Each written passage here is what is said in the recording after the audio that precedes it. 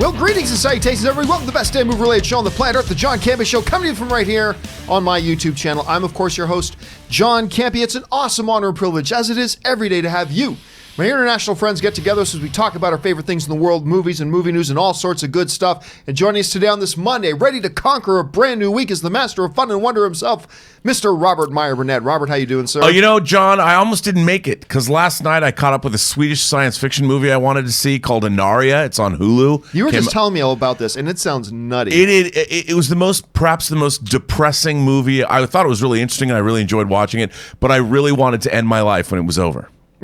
Because it was just that depressing? It was just that depressing, but fascinating, and I really liked it.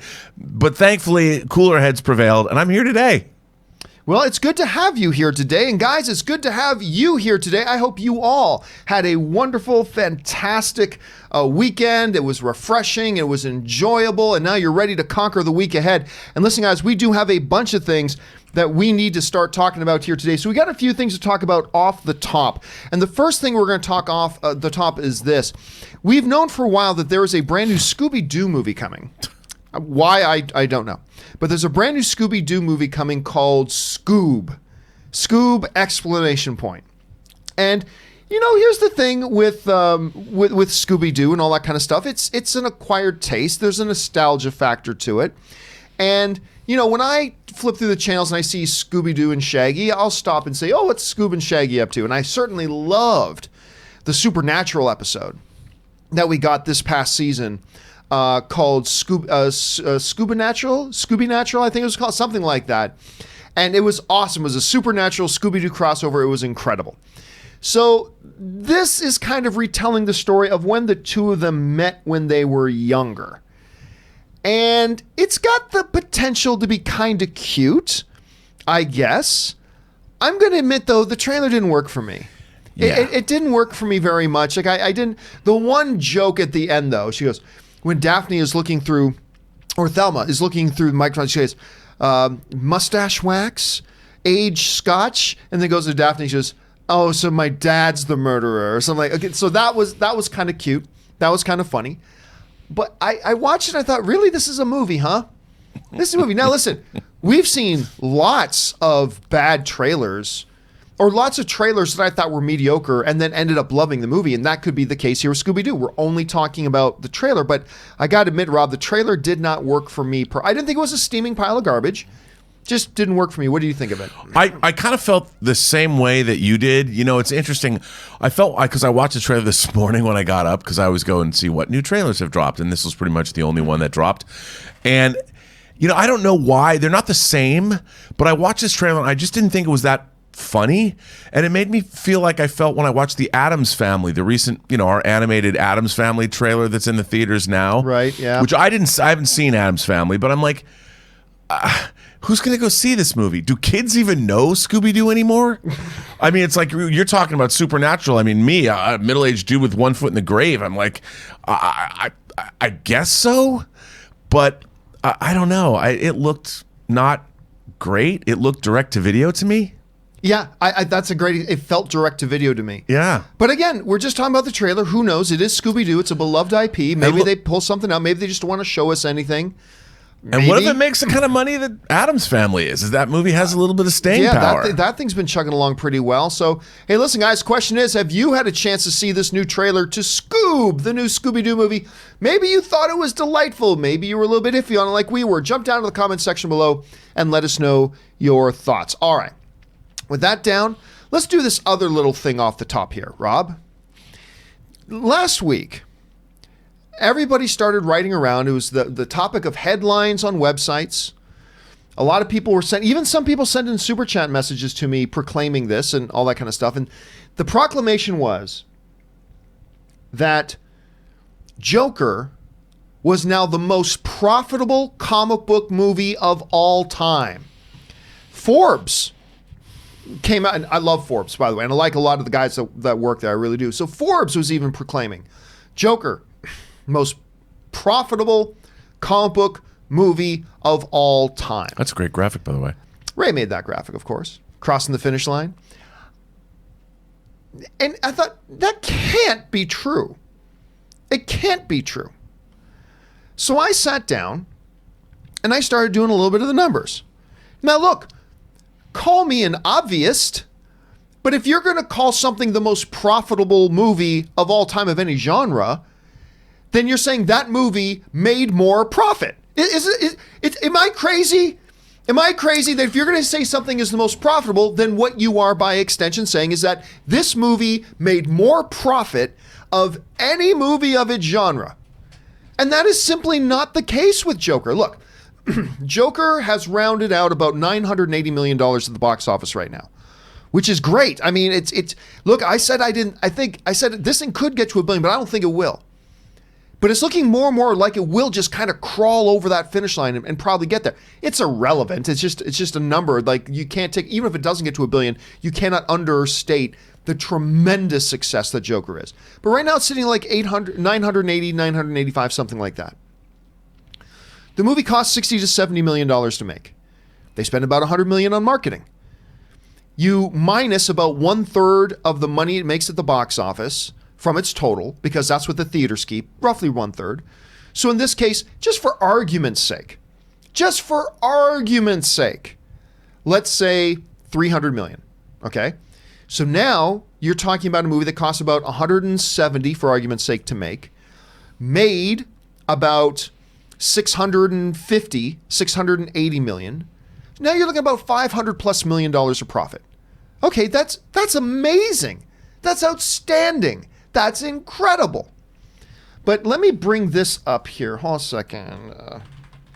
Okay. Okay. So let me bring up a little calculator here. So we're saying that Joker roughly made profit in the neighborhood of $500+ million, right? Which is incredible. That's an incredible profit margin. Probably more. Maybe a little bit more. All right. Avengers Endgame. Best estimates. $360 million cost them to make that movie. Some say $355. Let's go with $360. Okay, let's go $360 million. It has been well advertised that this thing had a monstrous ad campaign of $200 million. Okay, so let's add $200 million. So you're talking about roughly a baseline here of $560 million, right? Okay, fine. Let's get rid of that. The movie made roughly $2.8 billion at the box office. $2.8 billion. All right. Now let's do the same thing we did with Joker and minus 1/3. So minus 33%. Okay. And that leaves us with $1.87 billion. All right. So now you take that $1.87 billion minus the $560, and you're still left with roughly $1.3 billion in profit.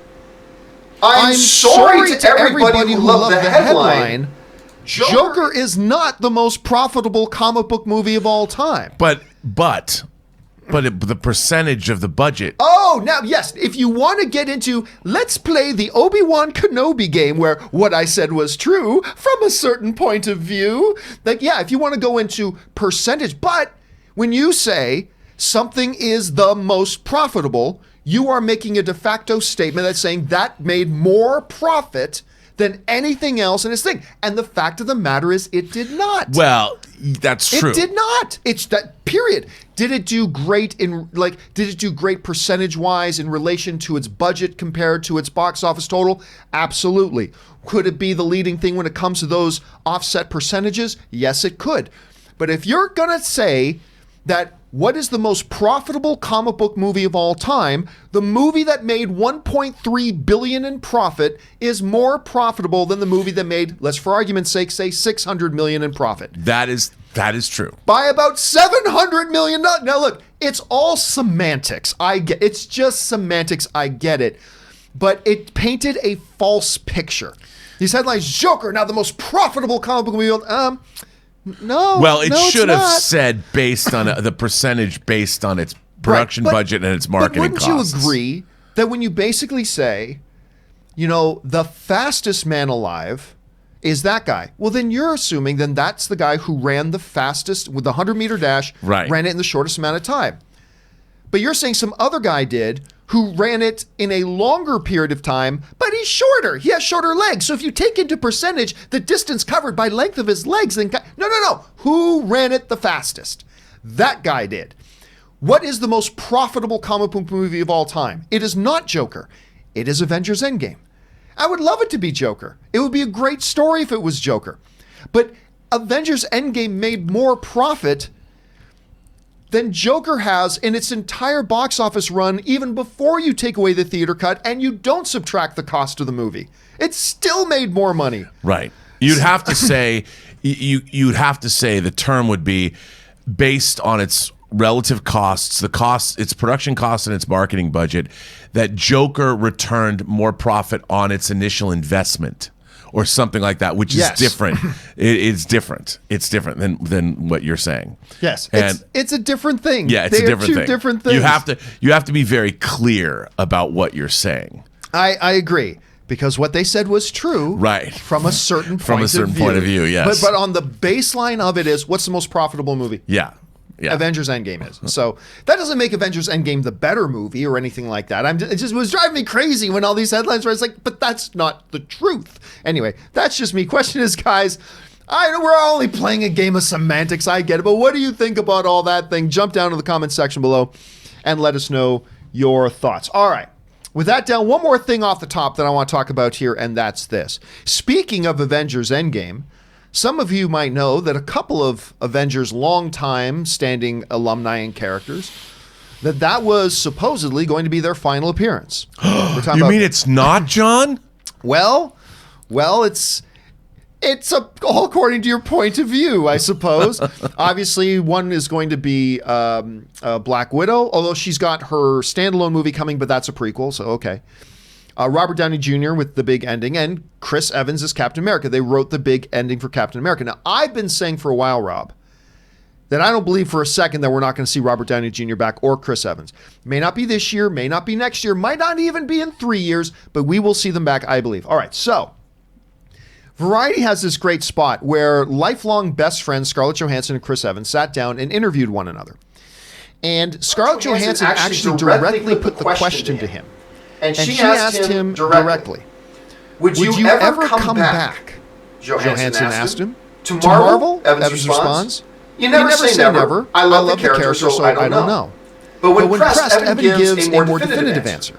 It's not a hard no, but it's not an eager yes either, Evan says. There are other things I'm working on right now. I think Cap had such a tricky act to stick the landing, and I think they did a really nice job telling his complete story and his journey. If you're going to revisit it, it can't be a cash grab. It can't be just because the audience wants to be excited.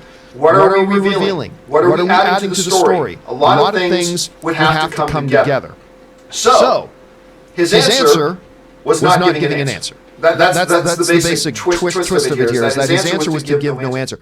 But I want to point something out. What else was he supposed to say? Now, when a certain actor who proclaimed that they were finishing their run as a character was asked if they were actually done or if they were ever going to come back, one Hugh Jackman as Wolverine was, oh no, I'm done. I mean, he said it, people kept asking him, could you become back as Wolverine? Nope. Well, what about coming back as Wolverine? Did you not just hear my... no. Yes, but would you return as Wolverine? The third reporter asked. No, you blithering idiots. I just answered the same question. Like, he was definitive, de facto done because he was done. He had truly made his decision. He was done. Does Chris Evans not following in the footsteps of Hugh Jackman confirm my suspicions that he will absolutely be back? Obviously not. No, of course not. But it once again kind of leaves that door open. A door that they are leaving ajar because I completely believe maybe in the next 4 to 5 years, we are going to see him back. And the fact that he wasn't doing what Hugh Jackman did, which is saying, look, let me be very definitive about this. It was the perfect ending. We are done. I'm not going to go back there and ruin that ending or whatever, or risk ruining the ending, because I don't think coming back would necessarily ruin the ending, depending on how they did it. But I'm just saying, it leaves that door open. Rob, you see the comments that Chris Evans just made. Do you think we're further towards him not coming back, further towards him is coming back, or we're still exactly where we were before? How do you see it? Well, I think I kind of see where we were before. I think the problem that everybody forgets that actors like Chris Evans and like Hugh Jackman, the enormous physical toll these roles take on these actors. Despite all the CG technology they can employ, these actors have to spend months and months and months of physical prep, grueling physical prep to become Wolverine or to become Captain America. It's a rough job, and it takes a toll. You're talking 6 months of gym time where you have to monitor everything that you eat. It's rough. And so I understand that, you know, these actors, now that they've been established, they've been in 5 or 6 movies or 7 movies as these characters, they're not necessarily as eager as they were when they first started. You know, I mean, they've been offered a lot of opportunity. I think Chris Evans is like, look, Captain America's great. He's directed a movie. He's in movies like Knives Out that's coming out. I mean, I love seeing Chris Evans, Captain America and James Bond in the same movie. I mean, it's so cool to see these guys getting their chance. I mean, they struck it rich with these franchise characters, and being able to see they can now parlay that into something that is more interesting for them. We're going to get more interesting movies, and I think in the long run, maybe we as audience members are better for it. But like he says, when you can travel through time and there's de-aging technology and there's all this stuff, and you know, one day Chris is going to wake up and go, Chris got to eat and get that payday, and he's probably going to go back and do it. Chris wants a new private jet. And by the way, you know what? If the MCU isn't going to do as well in 3 or 4 years as it used to do, hey, let's bring back the old guard and make some more money. So never say never. Like he said, never say never. He left the door open. He was very diplomatic. He played it exactly the way he should have. Right. I would say this. He answered it exactly the way a guy who knew he was coming back in a few years would answer it. Because you can't tell the audience are coming back. Right. I just think if he definitely wasn't, you pull a Hugh Jackman, and you let everybody know that you're not. I keep hearing about what Ewan McGregor is saying about Obi-Wan Kenobi. He's about like, how he lied all the time for years. For 3 years, at least 3 years, I knew, because they were working on the feature, you know, and that was probably going to move forward. And I'm sure we're going to see the results in less than 24 hours of another feature that they were developing at Disney that, in name only, they've changed a little thing, but we're going to see something else. And you know we're going to talk about that on the show tomorrow. Oh, dude. I don't know how you're going to watch it before you come I'm over. going to watch it. Because I'm getting up at 4 o'clock in the morning tomorrow. I'm going to go to bed at like 8 o'clock tonight. Going to get up at like 4, watch the show, be ready to go to talk Mandalorian tomorrow, both on this show and on Dark Side, Light Side later tomorrow afternoon. So anyway, guys, back to Chris Evans. Question is, what do you guys think about his statements? Do you think that does this make you believe a little bit more that he will come back? Does it make you believe a little bit more that he won't? Or do you still find yourself right kind of in that position of who knows what's going to happen? Jump down to the comment section below and let me know your thoughts. All right, guys. With all that down and out of the way, let's move on to our main topics today. How do we select our main topics here on the John Campea Show? Well, it's really rather simple. You see, you guys come up with them by simply going over to www.thejohncampeashow.com/contact. Once you guys get there, fill out the form with your topic or question, hit submit, and then maybe, just maybe, you might see your topic or question featured here on The John Campea Show. With that down, let's move on to our first question today. And our first question of the day gets submitted to us by Jessica, who writes, Hey John, Dr. Sleep opened to $14 million, which is a big plummet from its initial tracking.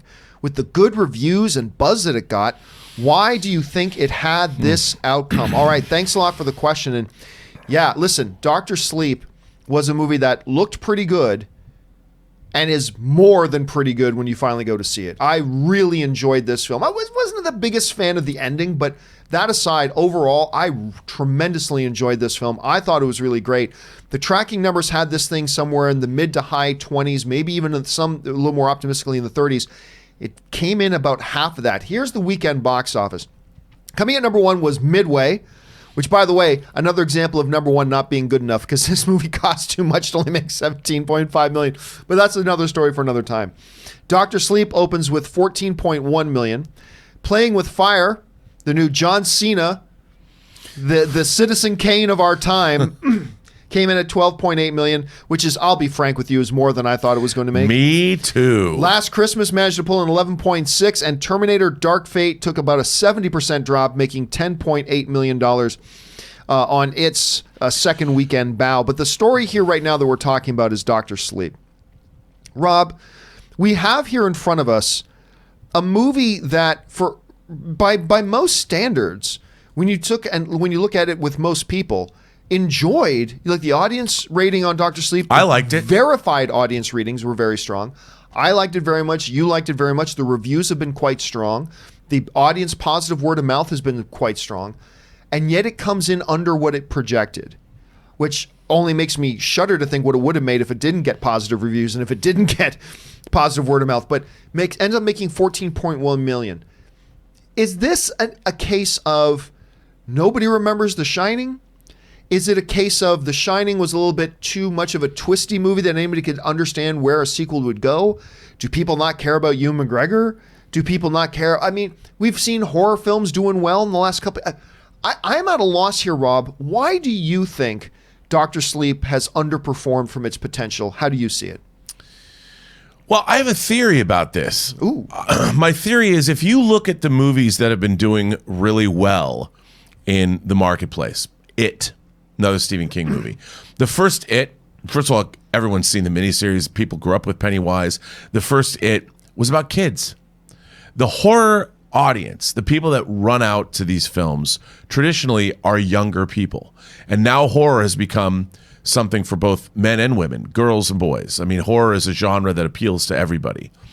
I honestly think that this movie is about, and this is just a theory, an older dude. You know, I mean, this movie didn't make that much. Dr. Sleep did not make as much money. It made a little bit more money than Countdown. You know, that movie, like, You're Gonna Die in 3 days, that came out a couple weeks ago. The audience for these movies skews younger. And Ewan McGregor, as much as I love Ewan McGregor, he's Obi-Wan Kenobi. He's basically Alec Guinness now. And I think a lot of the traditional horror audience didn't turn out for this movie because it didn't necessarily appeal to them. And the older audience, holiday weekend, they had other things to do. I just think it was a function of the fact that it was about a middle-aged guy. I honestly think that. I don't know about that because we see movies with middle-aged or older guys do well, and this had a girl, this had a younger girl like in it. How old's Tom Cruise? It's yeah, I know, but you've still got an old, like, Mission Impossible's an older franchise. It's been around for 25 years. So Shining. But but The Shining is from 1980. And while people like it, I don't think that it was the kind of movie that, I don't know, for whatever reason, I don't think it had a strong enough identity to entice the major movie-going audience. I'm perplexed by this. I really am. I thought it would do much better. The only theory I have, and I don't even know that I buy this theory, is that, Ann and I were with a couple of friends, and we were talking about movies. The friends were asking me what movies I've seen lately. We talked about Dr. Sleep. And a couple of people said, I watched The Shining a few years ago, because it is an older film. I watched it a few years ago. I just didn't understand that movie. Like, yeah, it's a hotel that's haunted, but really, if you ask somebody to explain what is The Shining, and the average filmgoer, I think, what I was starting to find was having a hard time defining what The Shining is. What's it really about? Right. And then, Anne at the same time said, yeah, I feel the exact same way. I'm like, really? And Dr. Sleep kind of creates an interpretation of The Shining that I don't know a lot of people came away from The Shining. Like, what Dr. Sleep paints The Shining as being and meaning, I think a lot of people never thought of The Shining in those terms that Dr. Sleep paints it in, And I think that might have hurt it moving forward, that a lot of people might have just thought, hey, I saw The Shining a few years ago when I was younger, and I just didn't understand it, so I don't know if I'm going to... Again, I'm not even saying I buy this theory. I'm not even saying I buy it, but I'm just kind of at a loss. Because I think the trailers look pretty good. We got Ewan McGregor's coming out in a new comic book movie with the Harley Quinn film, where he's playing Black Mask. I mean, everybody's buzzing about Ewan McGregor right now because the Obi-Wan Kenobi series got made. It got a huge pop at D23. I got to tell you, that's my theory, but I don't even know that I buy it. I am at a loss on this one. But you brought up something just now that I didn't consider. There's a lot of people who haven't seen The Shining. Yeah, or at all, let alone watched it, maybe were confused by it. And what was interesting is that this movie is both a sequel to the story The Shining, because Stephen King's novel, Dr. Sleep, which I actually liked, is a sequel to his novel, The Shining. But Kubrick did his film is very different than the book, and this movie is kind of a sequel to both. It's the literary adaptation of Stephen King's sequel to his own book, but then this is also a sequel to the movie The Shining, which was totally different from Stephen King's book, that he has said, he's famously said for years, I don't like Kubrick's adaptation. So maybe a lot of people are like, I didn't go to this because I've never seen The Shining. And if you think about it, dude, 1980 was 39 years ago. And your primary movie-going audience, if you're saying between the ages of 16 and 30, there's no guarantee that you've seen The Shining. You know, The Shining's, even the It miniseries came out in the 90s, so kids grew up with that miniseries, whereas The Shining... And it's a killer clown, so there's a hook there. There's an instant hook, right, as opposed to a creepy kind of twisted ghost story that not a lot of people understand. And like you said, the people that do watch it, they're like, what does this mean exactly? Yeah. So I think that might... It kind of... You know what this might be? This might be this year's Blade Runner 2049. Everyone loves The Shining. Everyone loves Blade Runner, at least within our community. But the rest of the world, they're like, The Shining might as well be ancient history. Well, listen, guys. First of all, go see Dr. Sleep. It's really good. It's a really good movie. Anyway, why do you guys think this movie underperformed? It got great reviews. It got solid audience responses. Got good buzz and word of mouth. Pretty decent marketing campaign, I thought. Yet it still underperformed. What are your theories about why maybe it did that? Do you think maybe it's because people were confused by The Shining? Do you think, like Rob's saying, just not enough people have actually seen The Shining in today's audience? Do you think it could be about the fact that the lead character is a middle-aged dude? What do you guys think? Jump down to the comments section below and let me know your thoughts. The new 4K disc is great, though. Oh, of course it does. All right. Let's now move on to our second main topic today. And number 2 today comes to us from Ryan Clearly, who writes... Just read on Screen Rant that the Fallen franchise with Gerard Butler is getting 3 more movies and possibly a TV show. Do you think this franchise has anywhere to go after the overdone plot of the 3rd movie, i.e. banning Frame for an assassination attempt? Thanks, John. All right. So for those of you who don't know what Ryan's clearing, when he talks about the Fallen, he's talking about Olympus has fallen, London has fallen, Angel has fallen. It's the Gerard Butler Fallen trilogy. What he's talking about is awesome. Well, not so. I liked the first one, Olympus Has Fallen. I was turned off by that movie initially because that came out around the same time as White House Down. Yeah. Looked like the same thing, and I made the mistake of watching White House Down, which was dreadfully bad with Channing Tatum and Jamie Foxx. Awful, awful, awful film. And then it wasn't until much later that I thought, I'll give Olympus Has Fallen a try, and I totally enjoyed it. Yeah. Had a lot of fun with that movie. London Has Fallen, not so much. The third one was a bit of a push to me, but a number of people quite enjoyed it. Anyway, the president of the company that has all the rights to these things, they were at a film marketing conference, and he basically made the statement that we're going to make 3 more. We're going to make 3 more. Which to me is dreadfully confusing. Because despite the fact they don't make bad posters. Not bad posters. I like them. But let's look at what the box office in these films have done. These are not opening weekend numbers, ladies and gentlemen. And these are not domestic numbers. These are worldwide numbers. The worldwide numbers on Olympus Has Fallen was 170 million, which made it very surprising that it was going to get a sequel. But they went ahead and made a sequel. And it made a little bit more at 205. Still, not something huge to write home about with Morgan Freeman and Aaron Eckhart and Gerard Butler, and there's a big franchise and boom, explosions, going to blow up London and blah, 205 million. And it was terrible. And then for some reason, they decided to make a 3rd. And they came out and they made a 3rd, and suffering from the lack of quality on the second one, it makes even less than $133 million, the lowest grossing of the thing. And it is in this environment that the president of this company is saying, we're going to make 3 more. On top of that, we're going to sell individual market rights.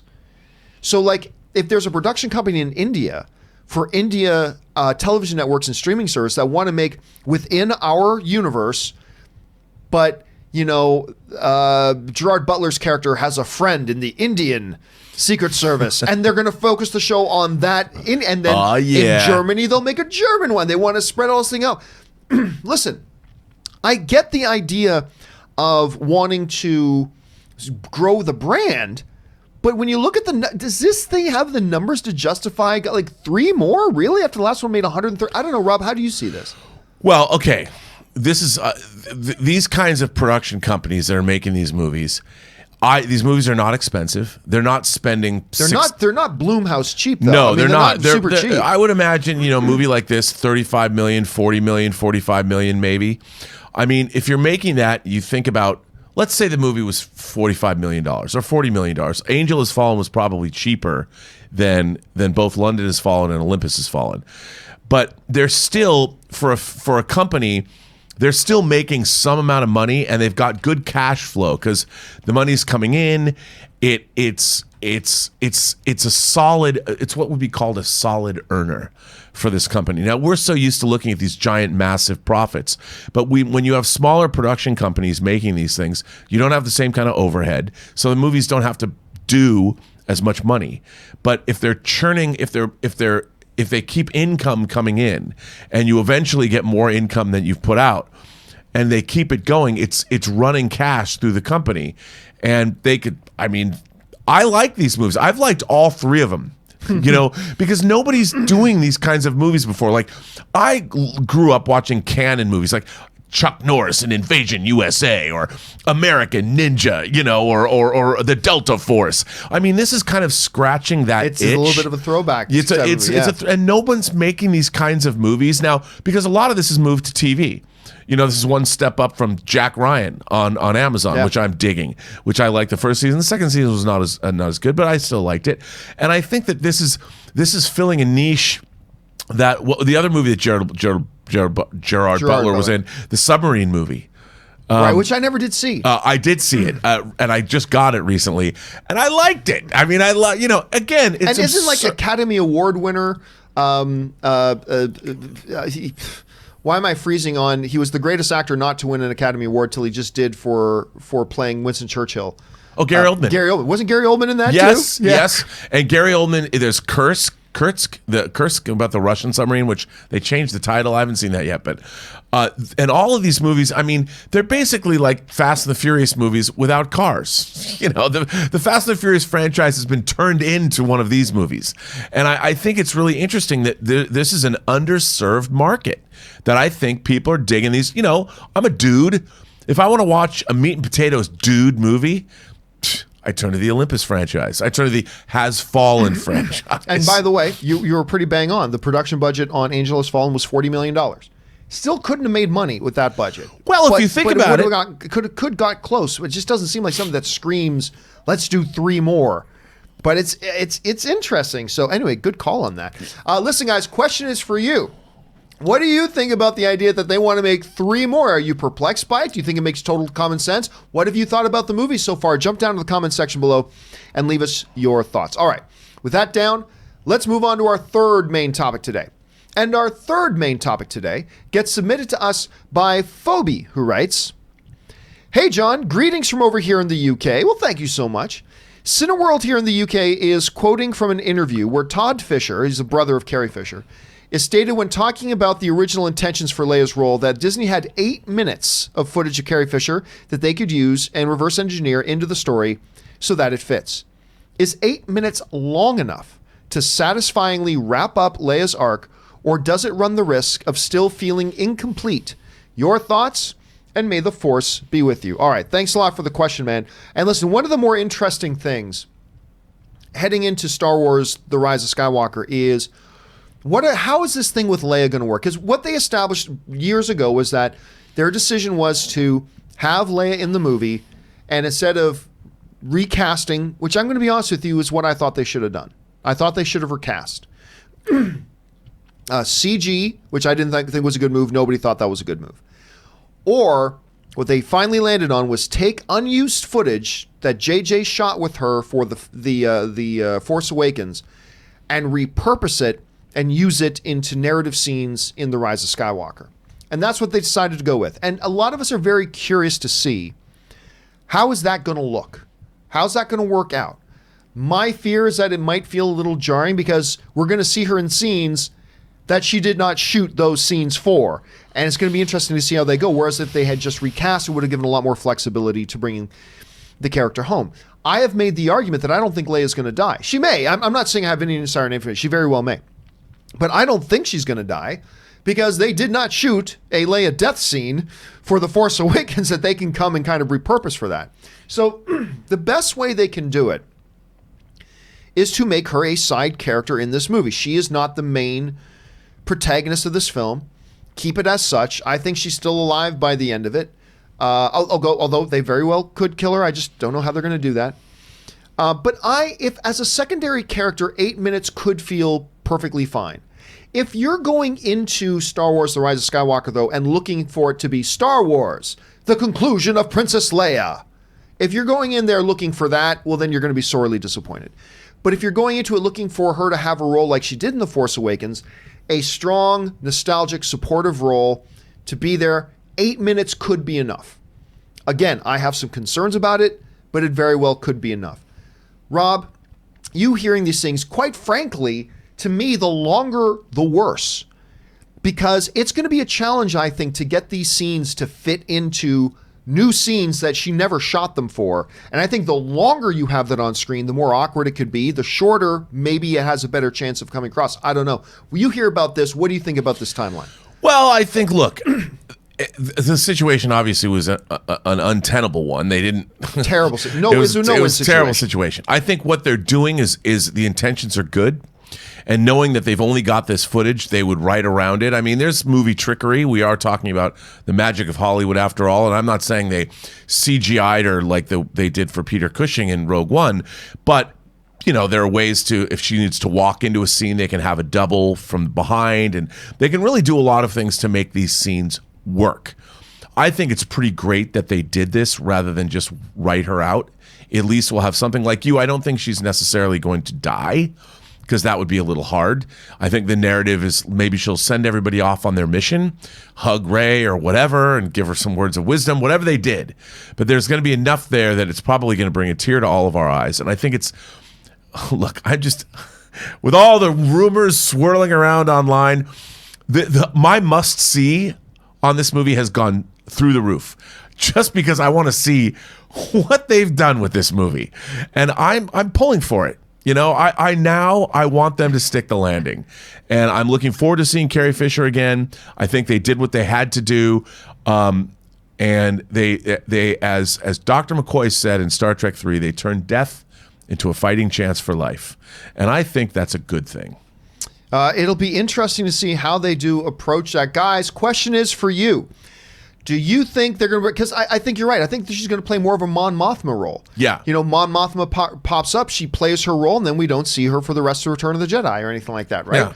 And so that could be the way they go. But question is, guys, what do you think they're going to do with that, and how well do you think it's going to turn out? Jump down to the comment section below and leave us your thoughts. All right. With that down, let's move on to our fourth main topic today.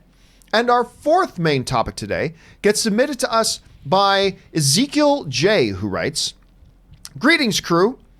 As we get close to the end of the movie decade and no new comic book films coming out between now and December 31st, I was wondering if each of you could tell us what you think the top 3 comic book movies of the decade have been.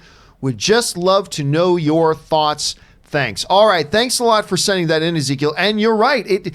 I mean, for all intents and purposes, the decade of comic book movies is over. It's done. We've had Joker, and that's it. The decade is complete. And so you're raising an interesting question. What are the top 3? Well, I'll tell you what. We like to go above and beyond here. So we're going to give you our top 10. We're going to give you our top 10 best comic book movies of the decade. Now, like all movie lists, they shift. They're like sands in the desert. They will shift and sway. New movies come out. They make us reevaluate other movies. Things get moved around, blah, blah, blah. So my list, I'm going to give you mine first. And we'll let Rob be the main act. I'll be the opening act here. Yeah. I'll give you my list first. And my list looks a little bit different than what lists that I've done similar to this have done in the past. Because, you know, it changes a little bit. It shifts a little bit. So I'm going to tell you what I believe are the 10 best comic book movies of this decade. And remember, we're talking about from 2010 to 2019. That is the decade. And it has been the most glorious decade ever in the history of comic book film. Is where the comic book, this will be looked back as the golden age of comic book films. And so there we go. So listen, without any further ado, here it is. Here's my top 10, guys. Number 10, I got Deadpool. It broke all the rules. It broke all the rules for comic book films. It is one of the most unique among the major comic book films. Straight up R-rated, harsh humor, crude, but fantastically funny and fantastic action. At number 9 for me is the most underrated comic book film of all time, which is Man of Steel. I've spoken about that ad nauseum many, many, many times. Number 6, Avengers: Infinity War. What a complete accomplishment that movie was. Number 7, Guardians of the Galaxy, which is a movie that a lot of people thought, what the hell is Marvel doing? What the hell are they doing? And it just turned out to be an absolutely magnificent movie. Number 6, X-Men: Days of Future Past. To this day, every time I rewatch this movie, I still act surprised. Like, how the hell did they make this movie this good? I like, it's absolutely phenomenal. And by the way, once you get into the top 6 here, they're other than number 1, they almost become nearly interchangeable. But number 6 for me is X-Men: Days of Future Past. Number 5, a movie I poo-pooed on when they first announced it, and I didn't even like the trailers that much, and it ended up being my number 3 favorite film of the year that it came out, and the number 1 comic book movie that year, Spider-Man: Into the Spider-Verse, and the only animated entry onto this list. I am still flabbergasted at how much heart and how much character and how much depth gets put in. I still can't believe how much this movie makes you feel. And not through some cheap fan service, oh no, the big hero dies. No. Like throughout it, whether it's little things like the awkwardness this kid feels in school, the difficulty the father and son have connecting on certain, just they put so much heart in this movie, I still can't believe. Anyway, there's that. Number 4 and 3, I will admit, I flip-flop on all the time. I usually have these two movies side by side, and I often flip-flop. Today I've got it at this. At number 4 is Captain America: The Winter Soldier. I still remember walking out of the first press screening for Captain America: The Winter Soldier, and I went, what did I just watch? I had never seen a comic book movie like that before. Because they had given a lot of lip service. A lot of movies give lip service. Oh, this is going to be like Citizen Kane, or this one's going to be like The Paper Chaser. This one's going to be... And they said, this one's going to be a 70s style political thriller. I'm like, yeah, okay. So they're going to have like an element like that. But I came out of Winter Soldier completely floored, completely flabbergasted. Unbelievable what they did with that. And then, again, I flip-flop it all the time. But right now at number 3, I got Civil War. That, to me... Other than the number 1 movie, I don't know that Marvel ever had an accomplishment like Civil War without it needing to be $340 million to make it. It has the greatest action sequence, I think, in comic book movie history with the airport scene. Now, it wasn't on the same scale as, say, like the portal scene in Endgame, but it was a better scene, I thought. And there's so, like, all the various different character matchups and interactions as they went, as the fight goes on, the introduction of Spider-Man into the action, the Ant-Man's, I mean, it was just... But even outside of that, you know, the discussions between Cap and Tony that really brought the different philosophies thing, Civil War I put in at number 3. At number 2 is the only film on this list that really threatened Avengers as the number 1 for me, and that is Logan. This is a movie that was the best film of the year that it was out. It should have been nominated for Best Picture.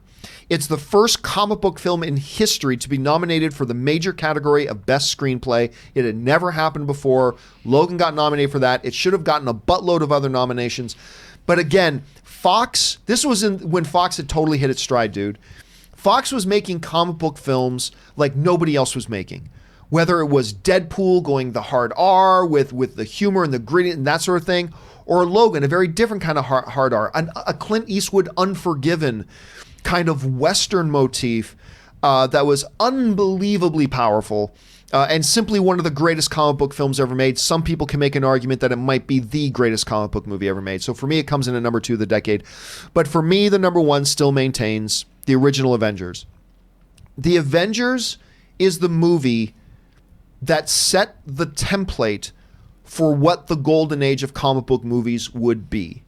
We would not have Civil War or Captain America: Winter Soldier or Guardians of the Galaxy or Infinity War.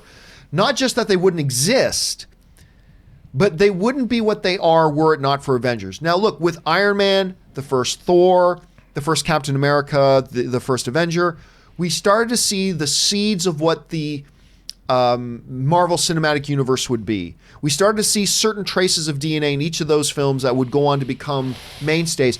But it was what Joss Whedon did with the first Avengers movie that he set the thumbprint. This is what an MCU movie is. And every other MCU movie that has come since has built on the shoulders of what Joss Whedon did with that first Avengers movie. To this day, to me, it is still the most delightful comic book movie I've ever watched. I can watch that movie from start to finish and smile all the way through, and none of them exist without this movie. And that, for many other reasons as well, that's why Avengers is number one for me. So just very quickly, the recap. For me, the 10 best comic book movies of the decade. Number 10, Deadpool. Number 9, Man of Steel. Number 8, Avengers Infinity War. Number 7, Guardians of the Galaxy. Number 6, X-Men Days of Future Past. Number 5, Spider-Man Into the Spider-Verse. Number 4, Captain America The Winter Soldier. Number 3, Captain America Civil War. Number 2, Logan. And number 1 for me is Avengers. So, that's a big mouthful. Rob, listen, top 10 lists are, belly buttons. Everybody's got them. Everybody's got their own top 10 list. And they all look different. Every top 10 list is going to look different. Your top 10 list is going to look different from mine, and everybody's top 10 list is going to be different. Either majorly different or minorly different.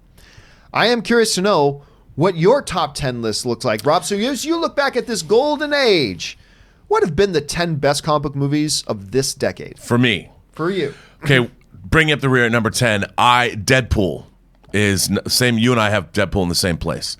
Number 9, Winter Soldier. I think Winter Soldier was a turning point in the MCU in terms of diversifying what a comic book movie could be. It really started the idea of laying into different kind of genres, whether it's a heist movie, whether this is a 70s conspiracy thriller. I loved Winter Soldier. Number, what's it, 9? 8. Was it 10? Number 8, The Dark Knight Rises. Really? A movie that I like more and more, despite its plot holes. The film, you watch the first 40 minutes of that movie, it's all set up and character development. I love the way it feels. I love that it has an epic apocalyptic feel to it. I like all the different character interplay. Really enjoy Dark Knight Rises. And the more I've watched it over the years, the more I like it. Is it as good as Dark Knight? No. But it does something, and it feels very different than any of the MCU films, and it really does. I love the tone of it, and I love all the different characters. I really, really do. This would be, 10, 9, 8, 7. Man of Steel. Nice. Again, you got even higher in your list than I did. You and I really like Man of Steel. I think Man of Steel is a great first contact story. It's a great science fiction story. It's a different take on Superman. Why people don't understand, he's been Superman for like a day. And the fact that he knows enough to take on the mantle of saving the planet, despite the deaths of civilians, there's billions of people on this planet. He goes and stops a world engine twice. And the fact that what's he supposed to do? He doesn't know anything about what he's supposed to do. He doesn't know what it's like to be a Kryptonian. He doesn't know anything. He's just learned these things, and you're asking him to save the world. He does. I love Man of Steel. Days of Future Past. Again, nice. Like you, a movie that gets better and better all the time. I love the X-Men franchise. I thought Days of Future Past, like what you said, I just love it. Guardians of the Galaxy is above Days of Future Past. I thought what James Gunn did with that film, especially it took a total left turn in the MCU, took us out into the cosmic realm. It was both hilarious, balls to the wall comedy, and it made you believe in a walking tree and a talking raccoon, and it all worked. Astonishing. And what it did and how it branched out the MCU was amazing. Civil War is above Guardians of the Galaxy. Civil War, again, I second everything you said about Civil War. But again, the conflict between Tony Stark and Steve Rogers is the heart of that film. Two men that are on the same side. Usually they have a very credible rift between them based on an ideological difference. And just like in the comic book, they asked, whose side are you on? You're switching sides throughout the whole movie. I'm Team Stark now, but nope, I'm Team Rogers. And I think that, aside from the action and the airport scene, that movie, it did a really good job presenting both men's points of view, and you really understood the conflict. Number 3, Logan. Same thing. Come on. It took the comic book movie to another level. Like you said, Unforgiven. But my number 2, John, I'm cheating. My number 2 is not actually based on a comic book, but it is absolutely a comic book movie in every way, shape, and form. And I think it did something for superpowers and men who fly that none of these movies ever did. And it made it, what if they could exist in the real world? And that's Chronicle. Chronicle is number 2. I think what Chronicle did in terms of You'll Believe a Man Can Fly, more so than Superman the movie. The conflict in that movie I thought was great. The absolute power corrupts absolutely. I thought it had my favorite flying scene in any movie ever, when those kids are flying for the first time all together.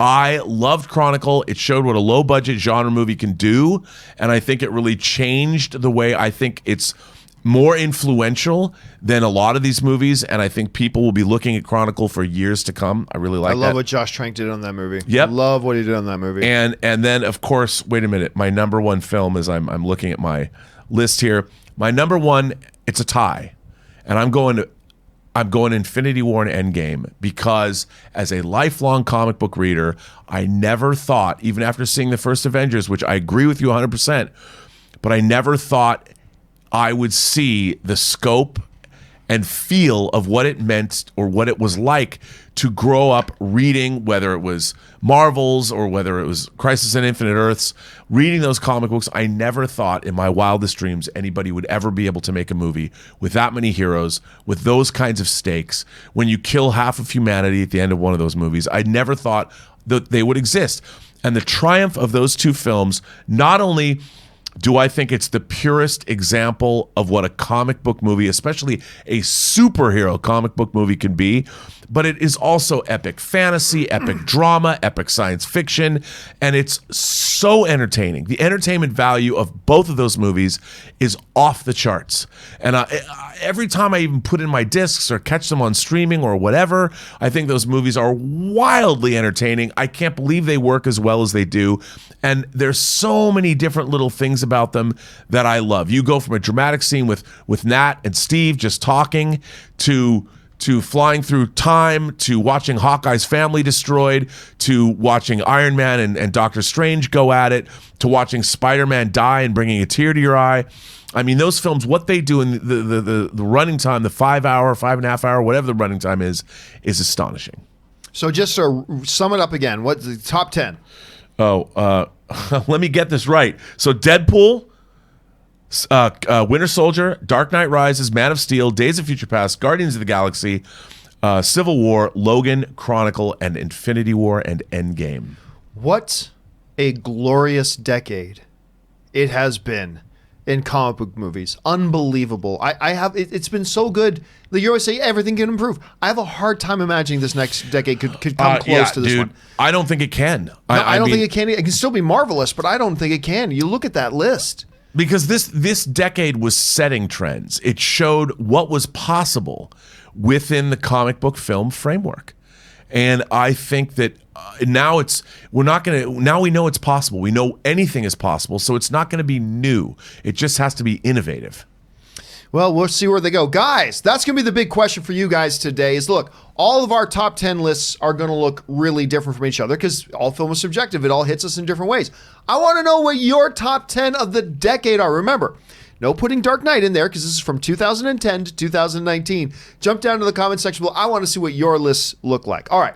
Before we go on to our live questions, let's take one last main topic here today. And our final main topic today gets submitted to us by Jeremy Lynch, who writes, the other day on your show, you mentioned how AMC concession sales were up for 2019 so far. It's no secret that the film industry has been worried about declining theater attendance over the last few years.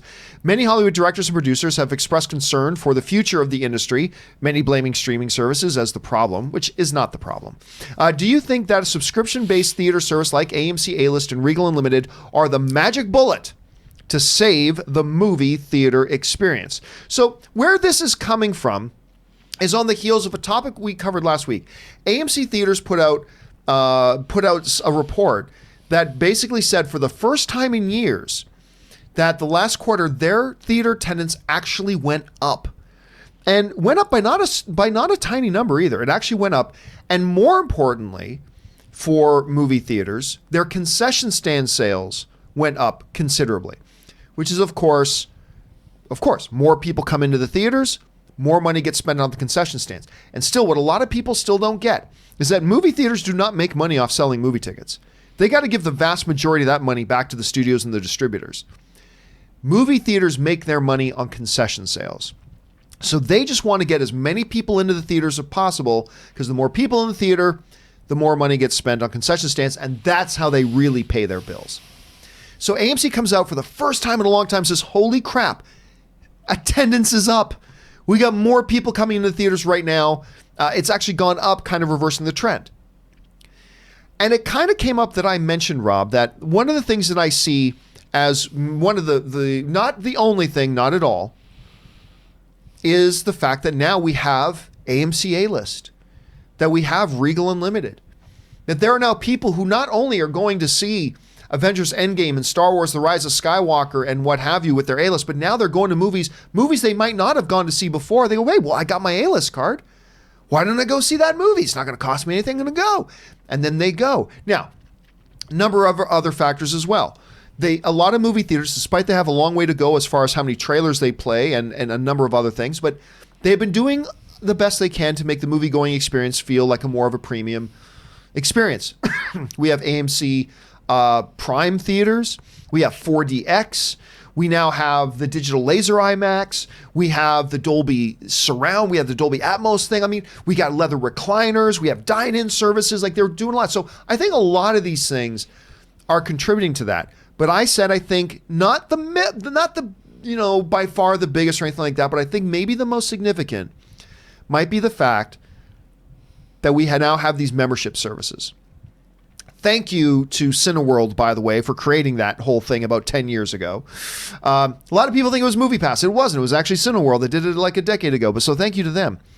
And I think that is really pointing a way to doing stuff like that. Do I think that this is the thing, Rob, that can actually continue to turn the tide and continue to get more people going? And I'm going to say yes.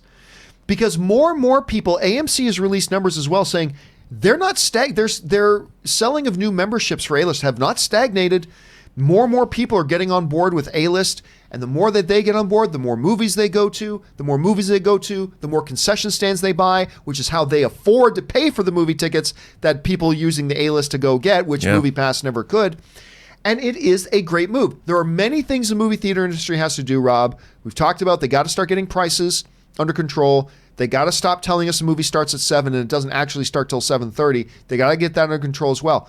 But I think this is a good turn in the right direction, and it's good to see. And I think this will be one of the big things over the next few years. How do you see it? Exactly the same way. I mean, what movie subscription services do is it alleviates the pressure of, oh, it's too expensive to go see the movies. You know, you have a subscription service, so it costs less to go. Hence, you have more money to spend on concessions. But I also think it gets people excited about the movie-going experience. Yeah. I love being able to crack out my A-List. I just love being able to reserve a movie. Right, and you can just go and do it. It's not something like before. It required planning. This allows for more spontaneity. You know, if you hear something's good, you happen to be, let's say you're out and about and you're shopping or whatever. You got a few hours, you're like, hey, I can go see a movie, and you don't have to worry about, your pocketbook. You've got your subscription. You can go. And I think it just makes people more excited about visiting their local movie theaters. I mean, I think it's a no-brainer. And I think these subscription services were kind of a genius thing to do. And especially also, I don't know how many people are going to watch NFL football games in movie theaters. I know a couple of people. I haven't gone to it myself because they've never played a Patriot game in my local theater, but I know a number of my buddies been going. I mean, I think what they're doing is they're creating more excitement about just the theater experience. I mean, I know even like your AMC 16, when we've gone down and had lunch around there, even if we don't go see something, I love standing in front of that theater because there's that giant staircase, and they usually have all the billboards for the movies. And even though they were for the John Cena movie last week that we saw, I'm still like, wow, this looks like some citadel. Like this place is important. This is a temple of movies. It is a temple of movies, and I love that about it. And I think it's great. It's a great time. I mean, I'd like to see Dr. Sleep do better, but hey. Question for you guys is, do you think that the movie memberships could be the answer to turning everything around? I think it's a good start. They still have a number of things they need to improve. But hey, listen, clearly seeing numbers go up, that's a good thing because it reverses the trend we've seen before. How do you guys feel about that? Jump into the comment section below and leave me your thoughts. All right, guys. With all that down and out of the way, we're going to start taking some of your live questions that you guys have been firing in. But before we get to those live questions, we're going to take just a short little 4-minute break here, refill our drinks, stretch our legs a little bit. So if you will just bear with us for just a couple of minutes, hang tight, 4 minutes, and we will be right back. Don't go anywhere.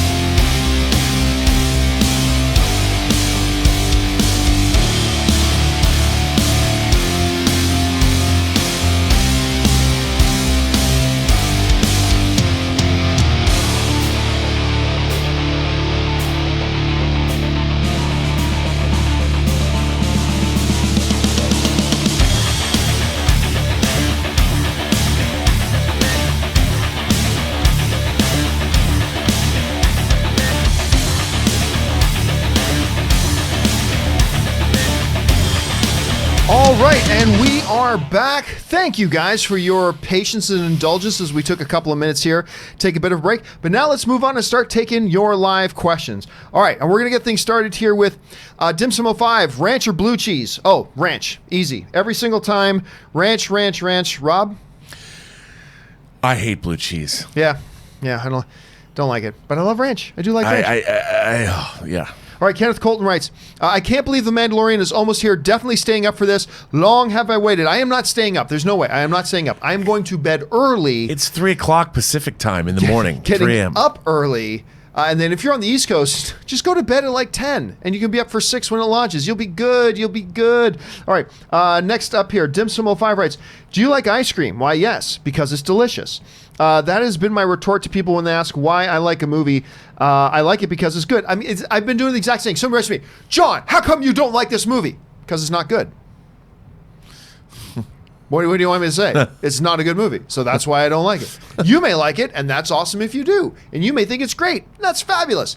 I don't like it because I think it's a bad movie. But it's so funny when people want you to justify to me how you couldn't like that movie or don't like that movie. Fuck you. I like it because it's good. And if you don't think it's good, that's cool. No problem.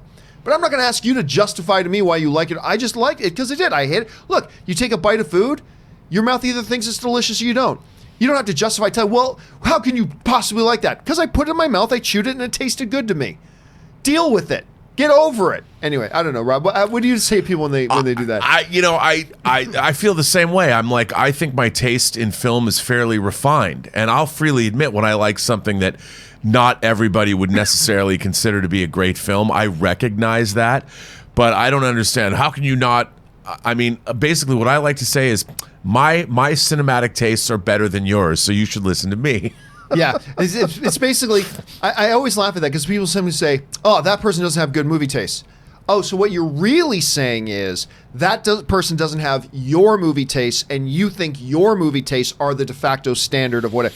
But we all do that though, right? We all do that. I just, like, there are movies that I love that I don't necessarily, I would not ever say to people, these are great movies, but I love them, like Star Crash or Tough Turf.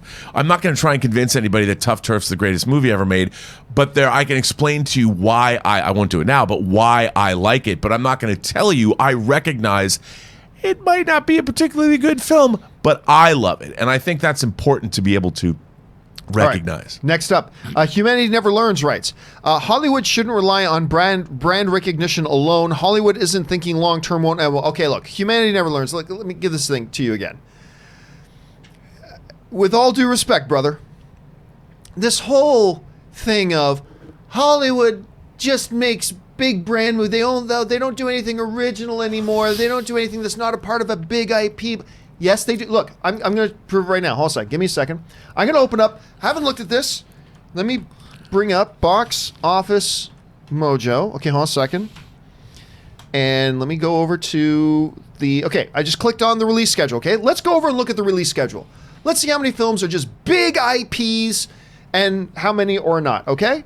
I've not planned this in advance. Let's go over and take a look. Okay, so we start things off by looking at... what do we got here? A couple of smaller films, so we're not going to worry about those. Ford v. Ferrari, not a huge IP brand. Ford v. Ferrari is an original movie about a real-life event, not a big IP, not a big franchise. There you go. Charlie's Angels is. The Good Liar is not. Totally original film. Waves with Sterling Brown, totally original film. Not as far as not a part of a big IP. Then we go down here. Beautiful Day in the Neighborhood, not a part of a big IP. Frozen 2 is, so there's another one. 21 Bridges, not a part of a big IP. When Lambs Become Lion, not a big IP. Dark Water coming out with Anne Hathaway and Mark Ruffalo, not a big IP. Let's see here. Knives Out, original film, originally written by, not a big IP. Queen and Slim, totally original film, not a big IP. As we keep moving down here, Midnight Family, I'm not even familiar with that one, so that's fine. Again, I'm not going to even count these smaller I'm not even going to count smaller indie films. Black Christmas is a remake, so I'll give you that one. Richard Jewell, not a big IP. Jumanji is. Bombshell is not. The Adam Sandler Uncut Gems is not. the Kristen Stewart Zazie Beetz movie Suberg is not. And there I got to the so there. I just don't look. It always comes up. People say there's no original films anymore, and then my kind of de facto thing now, Rob, is to open up. Okay, I tell you what, let's just go to the release schedule. Let's see what's coming out. Let's see if it's just all big IP and sequels.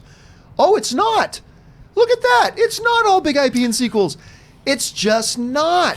It's just people only recognize or talk about the big ones, but it's really, there's tons of film. Like despite what Martin Scorsese is trying to get everybody to believe, there's a lot of great original storytelling being done these days. But I don't know, Rob, how do you respond Well, to that? I think you're absolutely right. The problem is that a lot of people who are only interested in certain kinds of movies, whether you want comic book movies, science fiction movies, horror movies, it seems like there might not be as many original films in your particular genre.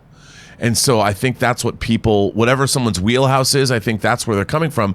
But in terms of the diversity of cinema that we're seeing from all over the world, an aria that I watched yesterday was a Swedish science fiction film. A lot of people don't even know what I'm talking about, but I'm a science fiction fan. It was a Swedish movie set in a spaceship. No one had heard of it. All right. Next up here, Matt Savjana writes, film is subjective, but people's reasoning often sucks. No, it doesn't. It's just that it's not the reasoning you agree with. That's the only thing. Look, when you again, let me go to the food example. When you take a bite of something, you don't choose to like it or you don't. You either like it or you don't, right? And whatever the reasons are that made your brain go, I enjoyed this, they're unique to you, and they don't have to be justified to another person. So no, other people's there's just the reasoning you don't agree with. That's the difference. You got to make sure you make that distinction, Massive. All right, Sam O'Neill writes, hey, Rob and John, I would like to give a shout out to one of my top 10 movies, Legend with Tom Hardy. That's the one where he plays twins, right? He plays the twin, mobster. Yeah, I like that one. Holy hell, it's so good. And I could say the other 9 as well. I just won't do it. Haha. That was one of the first movies, Rob, that to me, I mean, we all knew Tom Hardy could act, but that was the one to me that I made me go. And I honestly, I didn't think Legend was that great overall. It was a good movie. I didn't think it was overall great. Yeah, I didn't love it. But the performance of Tom Hardy in that's the one that really made me go, damn, he's just not decent. This dude is next level. Yeah, he really is. I mean, I'm not putting him on the same thing as Denzel and Leo, but if he's not on that shelf, he's nudging up against it. And that was the movie to me that really did that. So nice call on that one, Sam. I like that. All right, Intellectual Pizza writes, Supergirl show is an atrocity. CW hates Superman. Well, hey, and listen, I hate Supergirl, but there are going to be people who like it. And if you like it, that's awesome. I'm not going to yuck on your yum. I personally detest it, and I hate the way they treat Superman. But there are going to be people that like it. All right. Maximus Miller sends in a really large super chat. Thank you for supporting the channel on that level, Maximus. Al Pacino or De Niro, who in your opinion is the better actor? I've been asked this exact same question about 4 times in the last 3 or 4 weeks. Obviously because we got The Irishman coming. So I will say what I've said every time. I will give the slight... It's a coin toss. They're each a little bit better at something than the other. I will give the slight edge to De Niro only because I think his comedic chops are a little more ahead of Pacino than Pacino's dramatic chops are even a smaller margin ahead of De Niro to me. So I will give the slight nod to De Niro, but that is by no means definitive at all because it really is a coin toss. Rob, you get asked the question, De Niro, Pacino, who do you take? God, it's tough, John. And you look at Godfather 2 and you can watch them. You can compare and contrast them. Both of them there, yep. And I think it's really close. But I think I've got to give the edge just a little bit to Pacino because of the diversity of roles that he's played. And again, someone's going to come back, well, Robert De Niro's done this. But I think there's a little bit more warmth in Al Pacino. He's I think a little bit more lovable, whereas De Niro's roles are a little bit more aloof, if that makes any sense. I loved him in Las Vegas, though. Yeah, no, I loved him in Las Vegas. He was, again, and when he wants to turn on the comedic chops, he can. But there's just something about Pacino. But again, I love them both. Yeah, I love them push. both. It is a coin toss. It depends on. Like, I don't necessarily think Robert De Niro could have played in Scent of a Woman into Al Pacino's role. And I don't necessarily think Al Pacino could have played De Niro's role in Taxi Driver as well. So it's that's a tough one. Yeah, that's why they're two of the legends. All right, Patrick Conway writes, favorite DiCaprio movie, Catch Me If You Can for me. Catch Me If You Can is fantastic. And he's great in it. Oh, he's out in Tom Hanks, Steven Spielberg directed. I don't know. I'd have to think about Catch Me If You Can would be up there. Maybe Wolf of Wall Street would have to be up there. I'd have to think about it. What do you think? It's Wolf of Wall Street for me because that performance is just Titanic. Yeah, it's great. So is his performance in Revenant. Yes, it's true. But I mean, he's so much fun in Wolf of Wall Street. Yeah. I love that. I love it. And he does so many different kinds of things. And that scene with the Quaaludes and getting down to the car. Oh, it was awesome. Absolutely awesome. So Nathan good. Oswald writes, birthdays. Ty Sheridan is... Ty Sheridan. I was thinking of the writer. The guy who was the writer on Hell or High Water. And Winter's... Yeah, Wind River. I was thinking of that. It's like, he is not 20, but you're the actor, Ty Sheridan. 23. Leonardo DiCaprio turns 45. Callista Flockhart is 55. Oh, I'll always love Ally McBeal. Demi Moore is 57. And Stanley Tucci. He's only 59? Yeah, I guess so. Wow. That's cool. All right. I love it when you share the birthdays, Nathan. Thank you for that. Superman Steve writes, do you think someone will ever make a solo Star Wars story but replaced with Harrison Ford's face? Now we have the technology. No, that would be an abomination. That would be an absolute abomination. Absolutely not. So no, it would never be allowed, and Harrison Ford would never agree to it. So yeah, you can put that to bed right now, Superman Steve. Jonathan Teft writes, over under 50% that Rob has a DVD of the 1955 Danny Kaye musical comedy, The Court Jester, one of my all-time favorite movies. The final duel between Danny Kaye and Basil Rathbone is my favorite sword fight. I'm going to go out and I'm going to take under 15 on that. I don't think he does have it, Rob. I do not. I got that one right. But the movie's a delightful film. You are right about that. We've actually talked about it on this show before. I don't own it. I'm not surprised. Now I should own it. And you probably will at some point. Yeah. All right, Jonathan Teft also writes, over under 60%, we see Hela in the Loki series. I'm going to go under.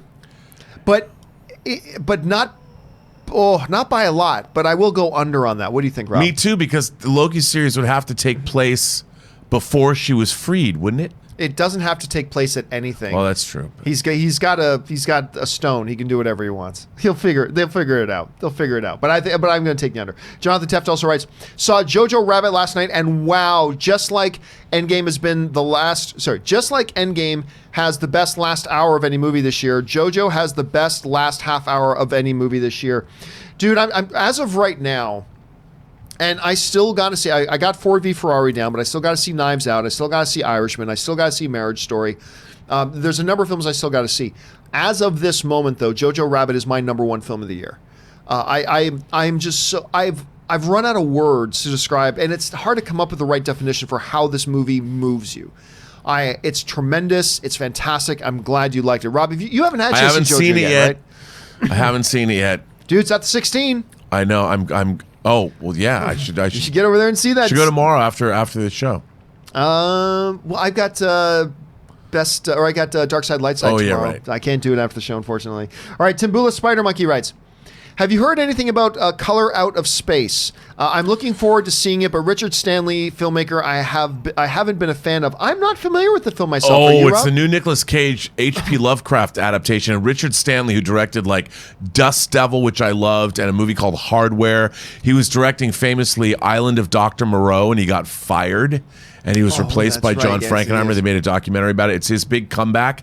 But it's got an Annihilation vibe to actually Annihilation had a H.P. Lovecraft vibe, but it looks really cool. It's about a meteor that lands on this family's farm and starts to alter reality around it. So it looks good to me. I thought you were going to say in it they find a baby. And they raise the baby as their own. Has weird otherworldly powers. Yes, no. Where have we seen that before? All right, Samuel May writes, how was your busy weekend? It was busy. It was busy, but it was really good. Got to go to the Laker game last night.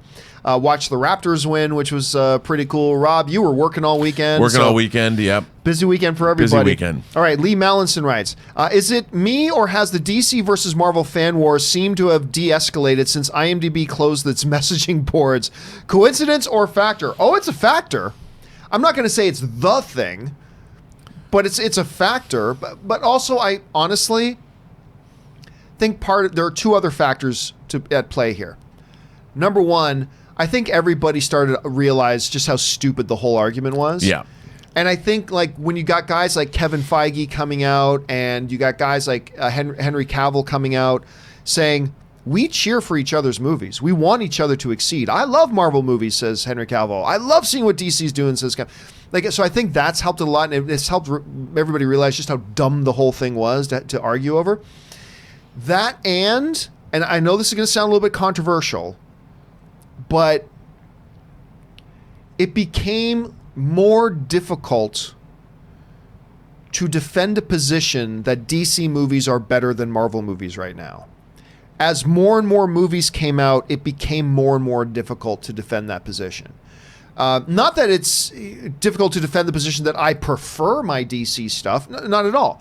But I think I think a combination of it just became more and more apparent that you can't make the argument that DC films. I mean, you can see what you prefer, but it became a more difficult proposition to do as more and more movies came out, and more records got broken, and all that kind of stuff. But also, we've got the leaders like Henry Cavill and Kevin Feige speaking to everybody, saying, "Hey, this squabbling is stupid, everybody." And everybody, I think, started to get the message. It still exists. But that combined with the IMDb taking down the chat forums, what do you attribute that to, Robin? And do you see there's been a little bit of a de-escalation? Well, yeah, I think there's definitely, because DC's been putting out movies that people like.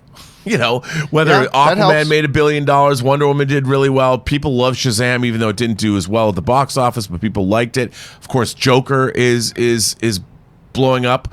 Obviously, it could make $1 billion. It's going to cross $1 billion, I think. I don't know where Joker is now, but we've got Harley Quinn coming out that people are excited for. Wonder Woman 84, despite what the internet has been saying. Oh, disastrous test screenings.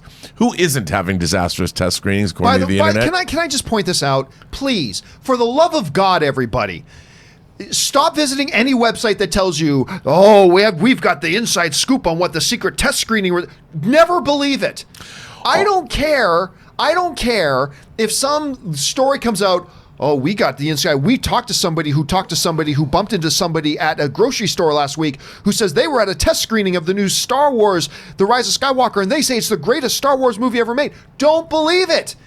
The people who go to these screenings sign NDAs out the ass unless you hear it from the directors of the film or the studio or whatever. Do not believe anything you ever hear about.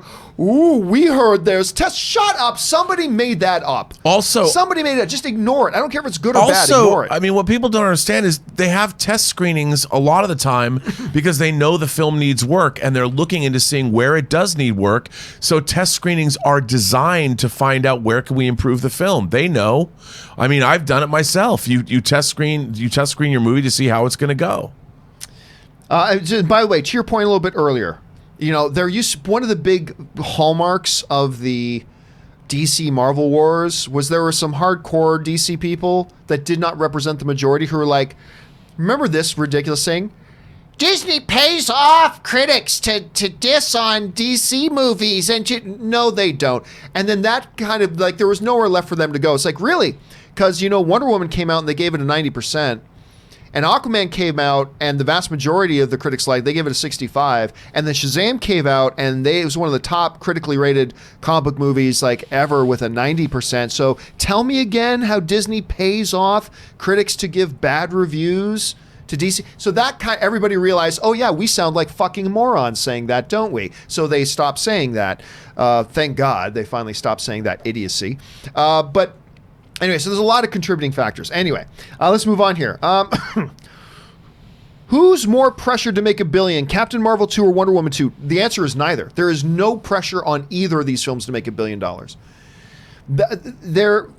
Wonder Woman was a runaway smash success, making $700+ million. Captain Marvel did make $1 billion, but it didn't need to make $1 billion to be a runaway smash success. Neither of these films, these are two individual solo movies. They do not need to be billion-dollar films by any stretch of the imagination to be considered huge hits and huge successes. So I would say neither of them face any pressure. Pressure to succeed? Yes. But pressure to make $1 billion, as if that's the measurement of success? Absolutely none whatsoever. Rob, what do you think? I completely agree. This idea that people now, well, it has to make $1 billion or it's not successful. No, because these films don't cost enough where it's, Captain Marvel, even at $150 million, that's still a lot of money. But if a movie that costs $150 million made $800 million, it's still a huge hit. Huge hit. And Wonder Woman 2. Wonder Woman made $700+ million. Huge hit. If it comes out and makes $700 million again, guess what? If it makes high 600s or mid 600, it's still a hit. It's still a hit. So, yeah, no pressure on either of them to make $1 billion whatsoever. All right, Kal-El writes, I want to thank you guys for what you do. Thank you so much, Kal-El. Love the different opinions from everyone. Hashtag good Canadian kid. Well, thank you so much. Kal-El also follows up with, as you've been saying, John, Man of Steel is very underrated. I almost teared up in the theater. Just so much emotion. Thor 3 is one of my favorites just because I can watch that anytime. Just very fun. Thor Ragnarok, by the way, both Thor, the original Thor film, and Ragnarok, it pained me not to have them on my top 10 list. But that's a testimony to just how good this decade has been. Right. That I love the original Thor. I think that is the second most underrated comic book movie of all time, behind Man of Steel. And Thor Ragnarok was such a delight. And I just didn't have room. That's how good this decade has been. I love those two movies. Do you got one, Rob, that really pained you not to put on that list? You know what? I think Captain America: The First Avenger, which I believe is the third most underrated comic book movie of all it does time. not get the love it deserves, because every time I go back and watch that movie, when I first saw it, I'm like, that was okay. But when I go back and I watch it, a lot of it has to do with Chris Evans' performance, because once you can sit back and just enjoy the film, I really love where it goes. Let's talk about Stanley Tucci. Yep. I like Stanley Tucci's relationship he has, even though it's a quick one, with Steve Rogers. There's a lot to love in that movie. Oh, there absolutely is. Absolutely is. And by the way, guys, I'm going to take a quick second here just to plug two things. Don't forget, on Wednesday, Robert Meyer Burnett and I return to do the Weekly Hero, which, of course, we've been running now again for a few weeks. Thank you, everybody. We're going to have more than a few things to talk about there, so make sure you guys join us. That'll be Wednesday afternoon. Join us for that. And then tomorrow afternoon, of course, there will be the second episode of Dark Side, Light Side with myself and Christian Harloff. Thank you to everybody for making the first episode such a smash success. Thank you so much, guys. And obviously, we're going to have a little television show to talk about tomorrow. No. Yeah, I heard Disney Plus is launching something. I can't remember the name of it, though. So make sure you guys join us for Dark Side, Light Side. That'll be tomorrow afternoon at 2 p.m. Pacific Standard Time. That, again, is 5 p.m. Eastern Standard Time. So I hope you guys will consider joining Christian and I then for that. All right. Dude, there's going to be 2 hours of new live-action Star Wars this week. Yep, because they're doing the first episode tomorrow. And then Friday. And then they're going to drop the second episode on Friday. How cool is that? So crazy, dude. It's so great. It's so great. Okay, let's move on here. James Argenta writes, when is it okay for us to talk spoilers on The Mandalorian on the main show and Dark Side, Light Side? I think we will allow spoilers on Dark Side, Light Side tomorrow. Because it will have been out for almost 12 hours by the time we do the show. So I think a lot of people are going to have seen it. And if you haven't seen it by then, just don't watch the show live and then watch the show later. But we are not going to talk spoilers on the John Campea Show. We're just not going to talk spoilers on the John Campea Show.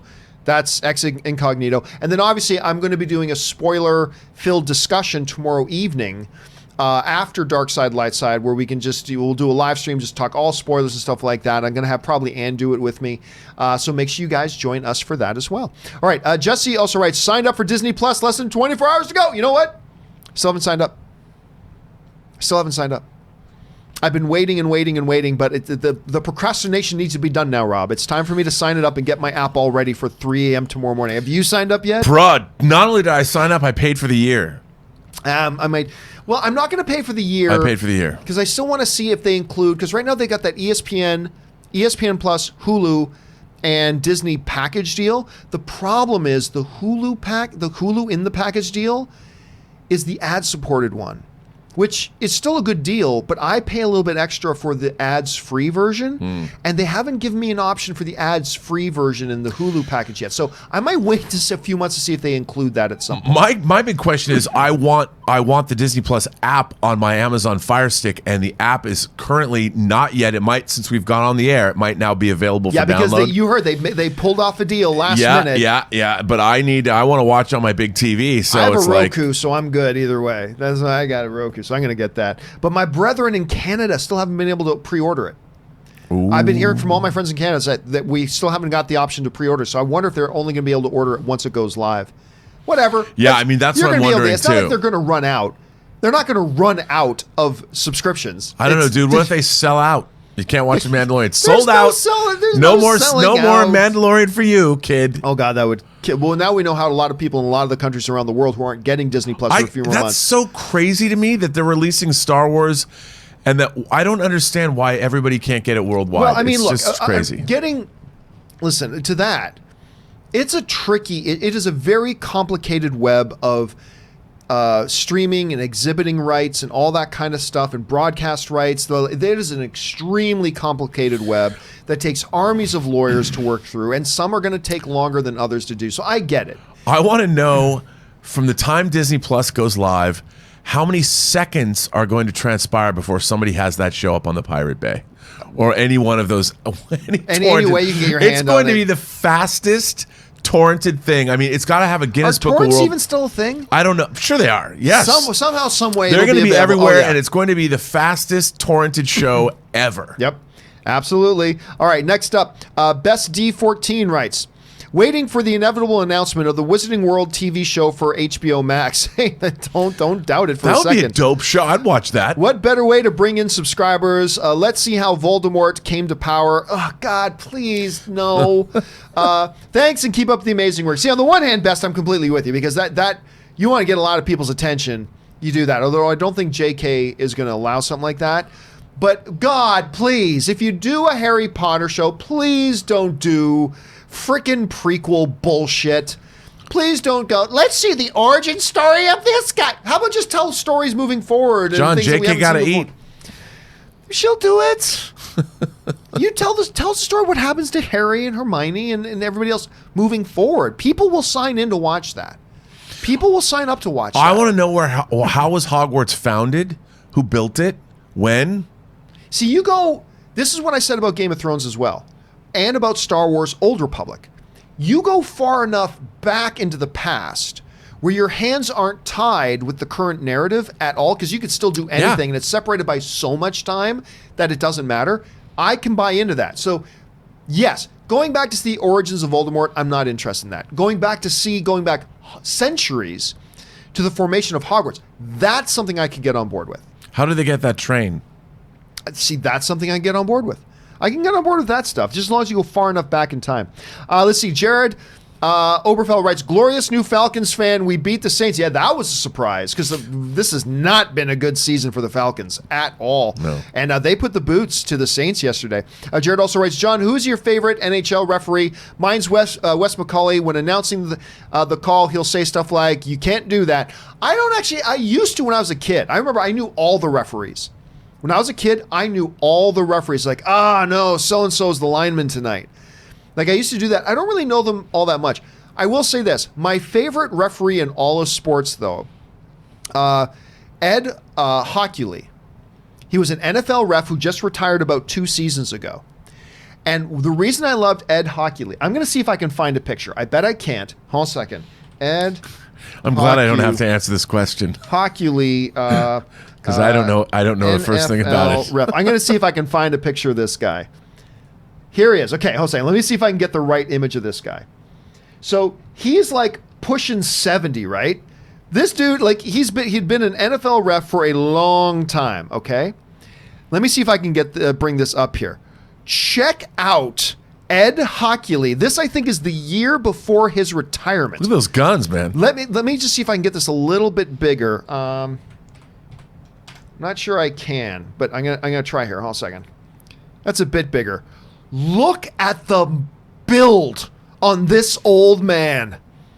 This is a dude. I remember once watching a game where there was this pile, like there was a fumble pile up, and the players weren't getting up. And I saw Ed Hockley like lifting pro NFL players off the pile so he could get in there and see. And one of the best things about Ed Hockley, besides the fact that he was a great ref and all this kind of stuff, very, very rare. I mean, he had a few controversial calls, but very rarely. One of the best things that I loved about him was that the guy on the NFL Network, he would always refer to him as Ed Hockules. Referee today, Hockules is and because you just every time he would come out and whenever he'd do the first down sign, he's like these muscles, these bulging muscles would come out, and it was just awesome theme to this old guy who was Hockules, I love like it. in his 60s or whatever, and he looked like he could beat the living crap out of any of those NFL players. Anyway, so that's my favorite guy. Anyway, sorry, that totally wasn't an answer to the question, but there it is. All right. Oh, we just got a few minutes left here for Rob here, so let's keep flying here. All right, Curtis Lopez writes, over under 25%. There's an opening crawl in The Mandalorian. Unfortunately, well under. You don't think there's going to be any kind of a title card that sets the scene? Nothing? There will be no opening crawl. And that's unfortunate because one of the decisions that they have made at Lucasfilm that I totally hate is only the sagas have opening crawls. Yeah, that's really dumb. That's stupid. That is beyond stupid. That is a Hallmark card of the Star Wars universe. They put opening crawls in the video games. They put opening crawls in comic books. Yes, they do. It's the thing that initially tells you, hold on tight, folks. We are whisking you into the Star Wars universe. So you don't think they will have alleviated that with Filoni and Favreau going after? It's not their call. Okay. I hope they do, but they seem that's their decision. They stuck with Rogue One, which made for a pretty jarring opening, and I love Rogue One. They stuck with it for Solo. They're going to stick with it. Yeah, Rogue One the opening's weird. It was weird. I don't even like the font. Or the Rogue One looks cheap. And I love the movie. Love the movie, but that opening felt very I like jarring. that movie more and more the more I watch it. Yeah. Evelyn writes, did you guys watch the little Crisis teaser? I haven't watched it yet. Heck yeah, I did. You like it? No, I'm so excited. I haven't watched I'm the so teaser yet. excited. I told you that I forgot that I ordered the gigantic DC Crisis on Infinite Earths you did. hardcover collection. Amazon shipped it to me. I got this notice going, what the hell? I don't have the money to pay for this. Too You're late. getting it anyway. Too late. All right, Dai Mian writes, 24-hour no muss, no fuss, Disney Plus, and I'm on vacation. That's a good time to be on vacation, dude. Because remember, it ain't just The Mandalorian. It is a world of library material. Candle shoe, dude. I'm rocking candle shoe with young little Jodie Foster. Murray Reich writes, I saw Black and Blue last night. I was curious to see that. Yeah, me too. I like cop thrillers. Was pretty good. Naomi Harris was the best part. Lots of suspense and action.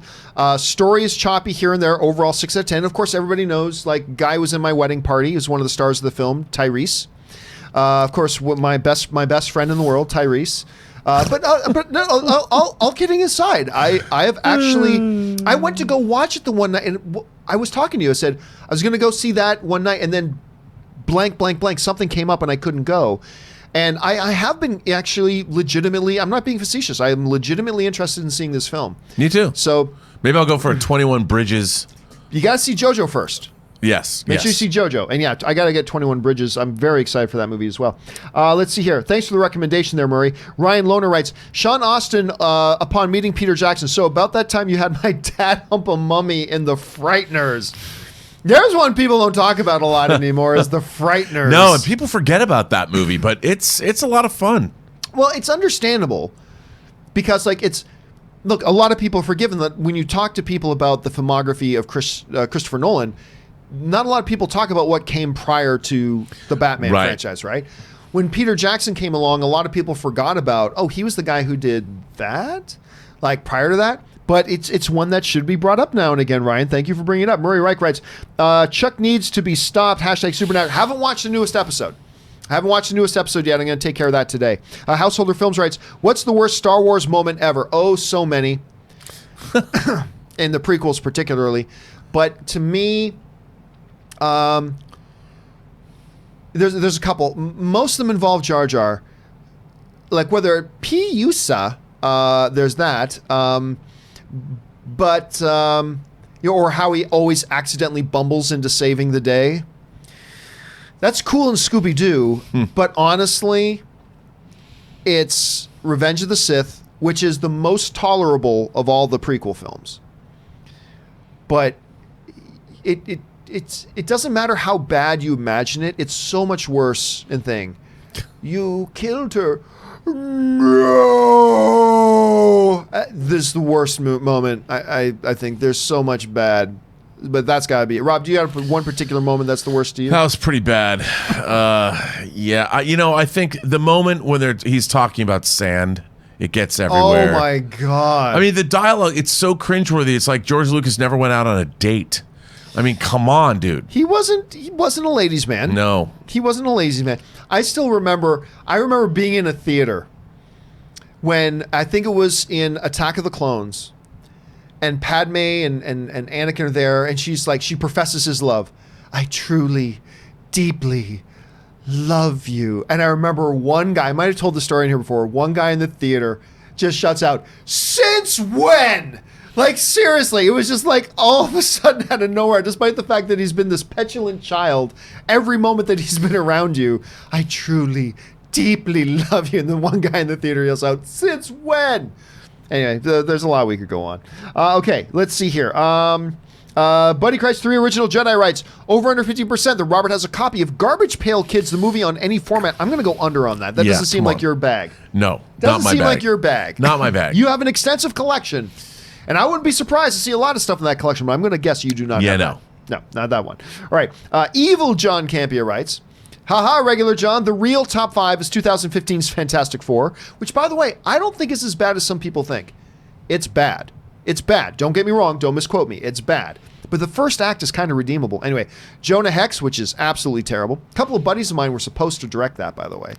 Spider-Man 3, Catwoman, and the absolute treasure, Green Lantern, another movie I don't think is as bad as people make it out to be. I'm a Green Lantern apologist, John. You know, I still look, at the end of the day, I'm not going to tell people that I think Green Lantern's a good movie, but yes, they're the parallax thing and the space fart, and I hate all that, but I love the Green Lantern. I love seeing Oa. I love seeing the Guardians. I love seeing the core. But again, the rest I don't think it's as bad as many people make it out to be. I think it had a number of redeeming things. By the way, one of the things that I like that everybody else hate, I thought the CGI suit made sense. When you know what the suit is, and that's generated by the ring, to me it actually made sense. Oh, I liked it. I believe it. I did too. I thought it worked with the film, and it made sense to me. That is an unpopular opinion to have. I know. All right, just two more here while we've got Rob here. Henry Stevens writes, John and crew, I finally started my own channel called Some Geek Talks About. Yes, at the weekend, I did a video of my idea for a new Terminator film set after the war with Skynet, which is great. Listen, I have been always saying, Rob, I encourage people all the time. If you're a big movie fan, and if you've got a little bit of time and you are so inclined, start a podcast, start a blog, start a YouTube channel. It don't matter if 5 people watch it, 7 people watch it, 50 people watch it. It doesn't matter. Just add your voice to the conversation. And I think more people need it. And I'm always trying to encourage people and educate people on how to do that and all that kind of stuff. And I think that that's great, Henry, that you're doing that because, you know, Rob himself started his own YouTube channel, and look what he's doing. I did. I'm up to 15,200 subscribers. There you go. And you will probably not get that many, but it doesn't matter. It matters that you're adding your voice to the conversation and you're having fun doing it. That's all that matters, and I'm glad you're doing that, dude. All right. Ganem McIntyre writes, are the rumors about episode 9 having 3 different cuts and being a disaster true? I feel like they aren't, considering where I'm seeing them come from, but I'm having trouble finding the source. Again, let me reemphasize this again. I don't care if tomorrow you hear of a secret screening and it's the best Star Wars movie ever. Ignore it. It's bullshit. It's all bullshit. All these things about, ooh, there was a secret screening. Really? Really? Who's saying that? Who's saying there's a secret screening? Top user Butt57 on Reddit says that he was there. No, he wasn't. No, he wasn't. Ignore it. Now, I'm not saying it's never, never, never true, but just ignore that crap. I don't care if something comes out and says it's the greatest Star Wars movie ever. I don't care if something they control these things so tightly that, hey, sometimes, like the Russo brothers, they came out and said, yeah, we did some test screenings and here's what we're getting the results for. Okay, that you can believe. You don't believe there's a secret Skywalker, John, that was mandated, that George Lucas came in and came up with the idea? You don't think that's true? Just ignore it. Like, just ignore all this bullshit. And, it's just like throwing a bag of spaghetti at the wall. A broken clock is right twice a day. Some of the ludicrous things that are being said, some of them just by default are going to turn out to be real. John Cena is going to be in the movie. That's John what I heard. Cena is going to be the new Dark Lord of Sith. Just ignore that crap. Positive or negative, just ignore it. Did you hear that there was a secret screening and the WB people gave it a standing ovation? Yeah, don't believe that. Don't believe it. Unless you hear it from the real people themselves, the directors, the studio, the producer, just don't believe it. The funny thing about all this is what people don't understand. It's not like they just finished a movie and then test screened it and nobody knew what the movie was like. People watch all the dailies. They're watching effect shots. They're watching these movies come together. It's not like Bob Iger showed up at a screening and thought, oh, this is the first time I'm ever seeing this. And oh my God, it's a disaster and it's terrible. That's not how it works. Yeah, they have a picture of that in advance. And by the way, I've said this the whole way. Star Wars Episode 9 could be an unmitigated disaster. It could be the worst film ever. It might be the best movie ever. It might be the worst thing ever. We don't know. All I know is that if you hear any bullshit about secret test screenings and it's the best thing ever or it's the worst thing ever, just pay no attention to either. Go see the movie. Listen to what the actual people who see the movie and have confirmed to see the movie say about it. Listen to the early word of mouth of the people who have seen it. Then go see it for yourself and then make up your mind. And it'll be great or it'll be terrible. The funny thing about this movie is, unless like the sky opens up and the Red Sea is parted, and Moses can lead the Israelites into the promised land, this movie's going to disappoint somebody. I mean, of course it is. I do not envy anybody. I'm no J.J. Abrams lover, but boy, I don't think anybody's been under more pressure to deliver. And by the way, deliver something that is undeliverable than this movie. Yeah. The notion of making everybody happy is out. Making everybody happy. That's I'm so glad I have nothing to do with this movie because I would not want to be a part of it. All right. Matthew DeFreitas writes, we need a Hogan's Hero movie. I don't know that would work today. The basic idea, I mean, maybe you could take the principle of Hogan's Hero and change it from like World War II POW camp to maybe something else and just get but I don't know that a lot of people would tune in for Hogan's Hero movie today. I don't know. Although I've heard talk that they want to do it. And I'm like, maybe after Jojo Rabbit, who knows? Honestly, I've been hearing that since my movie blog days. I've been hearing that since like 2012. So I'm not really sure. It'd be interesting though. All right, guys, listen, we're going to keep on going, but Robert Meyer Burnett is a busy man and he's got things he's got to get ready to go do. So Rob, listen, thank you for being here. We will of course have you back on tomorrow where you and I will talk a little bit of Mandalorian. Non-spoiler though, guys, don't worry. We're not going to be talking spoilers, but I'll look forward to having you back here. But in the meantime, Rob, where can people go and find you online? You can find me on Twitter at BurnettRM. Find me on Instagram at RMBurnett or on my own YouTube channel, The Burnett Work, and my show, Robservations. All right, dude. Thank you so much for being here again. Always a pleasure having Robert Meyer Burnett here and that damn fine beard, which is coming in better and better every day. I haven't even done anything with it. It's getting a little. It's getting a little. It's weird. Weird. You're looking like to me. You're starting to look like to me. Some people showed me a side-by-side picture of you and Arnold Schwarzenegger in the new Terminator, and that was close. But Big Daddy Cool Diesel from the WWE. Oh, the big guy who was then. He's now a bit older, but he was in John Wick. He was the doorman in John Wick. Oh yeah. It's like, thank you, Mr. When Mr. Wick says he's going to let him live, like and he was in Magic Mike and all that kind of stuff. You're looking like Diesel. Oh man, it's crazy. I've never had facial hair in my life. It's dude, I'm telling you, it doesn't work on everybody, but it's working on you, it. my friend. It's kind of digging it. All right, thanks for being here, dude, and we will talk to you again soon. All right, guys, listen, we still got about 20 minutes left, so let's keep on flying here through these live questions, and we're going to get things kicked off here with Quinn Fowley, who writes, one of three. I watched the trailer for Scoob earlier today with the very lowest of expectations, and I gotta say, it's got some serious potential. This trailer, as well as other things I've read, makes me think this will be a huge love letter to Hanna-Barbera, which couldn't be more exciting. There were also a couple of genuinely hilarious jokes in the trailer. Hopefully they aren't the only ones in the film. Did you see it? And if so, what are your thoughts? Well, I hate to disappoint Quinn, which, first of all, look, number one, if you loved it and you enjoyed it, that's all that matters. That's all that matters, is that you watched it, you liked it, you enjoyed it. That's the key and important thing. And it doesn't matter if I liked it or not, because I'm going to be honest with you, I didn't like the trailer. It really didn't do anything for me. It didn't motivate me to want to see this movie. And now the movie might be great. This is just a trailer after all, so the movie might be great. But I got to say it didn't work for me all that much, and I know it didn't work for Rob all that much either. Now, I did like that one little joke near the end where Daphne's saying, is the guy my dad? I got to admit, I found that kind of funny. But it felt more like a made-for-TV thing than anything else, like a Saturday afternoon special maybe. But who knows? Let's see how the movie turns out. Obviously, it's a beloved IP. There's always going to be potential there, and let's see how it actually works out. But if you're asking me how I felt about the trailer itself, gotta admit, man, it really didn't work for me, unfortunately. Okay, next up. Buddy Credits 3 Original Jedi writes, saw Jojo Rabbit, I loved it, tied with The Farewell and Peanut Butter Falcon for the best film I've seen this year. Also, Sam Rockwell is a national treasure. Sam Rockwell is all kinds. By the way, now we can say Academy Award winning actor Sam Rockwell is a national treasure. He's fantastic, and he's so good in Jojo Rabbit.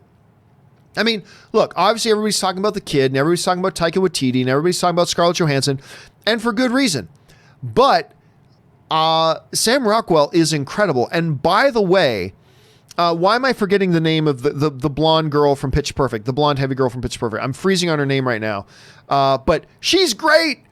She's great in this movie too. Absolutely loved it. I'm glad you enjoyed it, dude. I've got The Farewell as my number 3 movie right now, and I got Parasite as my number 2, and then I got JoJo as my number 1 right now. But man, just such good films this year, dude. Such good films. I'm glad you had a chance to see it and that you enjoyed it, my friend. All right.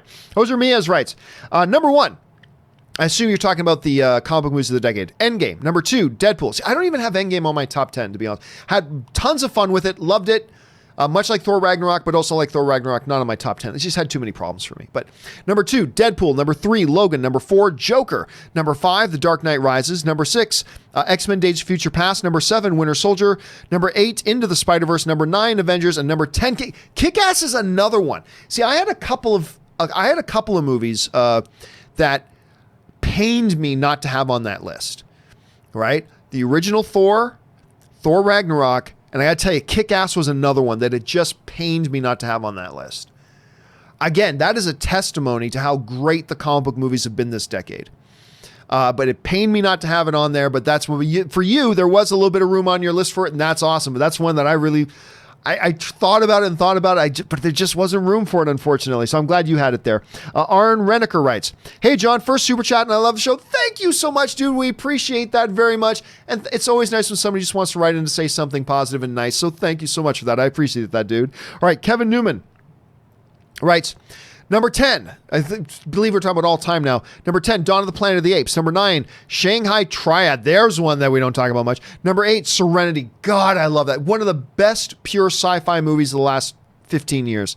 I listen, not a popular opinion. I like the movie better than I like the Firefly TV show. I like the movie better than the TV show. That's how good I thought the movie was and how underrated it is. Anyway, number 7, Donnie Darko. Number 6, Captain America: The Winter Soldier. Number 5, La La Land. You got a nice diverse list here. I love that. Number 4, Oh Brother, Where Art Thou? I am a man of constant sorrow. Number 3, The Dark Knight. Number 2, V for Vendetta. And number 1, Magnolia.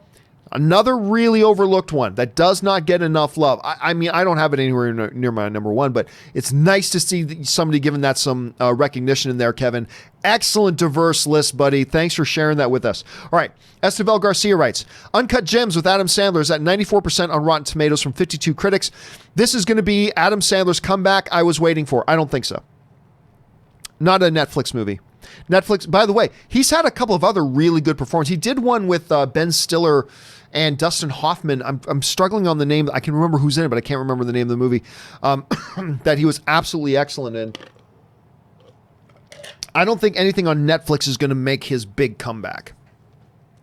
I think he needs something on the big screen that hits like Uncut Gems that will hallmark in a big comeback. But a big comeback for him is also going to be predicated on him making a decision to do more movies like this.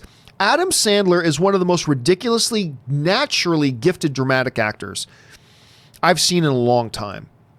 But he continuously goes back and does his comedy stuff, which just does not work anymore. Like, listen, I love Bobby Boucher as much as anybody else. I love his older comedy. But the fact of the matter is this, all of his new comedy is terrible. But as a dramatic actor, I think he could be one of the treasures. I think he could be one of the absolute treasures. Ever since I saw him in Reign Over Me, where I went, oh my God, this guy has, it's unfair how much natural God-given gifts he has for dramatic acting. And whenever he shows them off, it's world class. If he can start making the decision to avoid doing the stupid comedies and really invest himself in doing some of this dramatic stuff, he could be an actor we talk about like amongst top tier for a long time. So kind of depends on that. Let's see. R. Reniker writes, over under 25% that we'll see Yondu again. I'm going to go over 25. Listen, I would go under 25 if James Gunn wasn't coming back to the MCU, but since he is and he loves this dude, Michael Rooker and him have a very lifelong friendship. So I'm going to go, I'm not going to say like 60% chance, but I will take over 25. Dark Lord of Dank writes, watched Mindhunter. Fantastic. Both seasons. Fabulous. And it is fantastic. I was also watching clips from Justice League. The burglar Batman. That's right. It's Bill. It's Agent Bill on the roof. The burglar Batman encounters on the roof at the start of the movie is the same actor playing Agent Bill Tench. Yes, it is. It's a nice little connection there. It's like Mindhunter is a crossover with Justice League. I love that dude. He is, particularly in season 2. Like, season 1, he was very much a supporting character, an important supporting character, but a supporting character nonetheless in Mindhunter. In season 2, I would make the argument he's the lead character, and they swapped, that the other guy kind of became the supporting character. And he was brilliant this season. Absolutely brilliant. I love that. Thanks for pointing that out, Dark Lord. All right. J Meister 25 writes, Spider-Man, number 10, Spider-Man Homecoming. Number 9, X-Men Days of Future Past. Number 8, Civil War. Number 7, Wonder Woman. Number 6, Joker, talking about the comic book films of the decade. Number 5, Winter Soldier. Number 4, Thor Ragnarok. Number 3, Logan. Number 2, Infinity War. Number 1, Endgame. Hey, listen, those ones are going to get a lot of attention. Rob's got on his list. You've got on yours.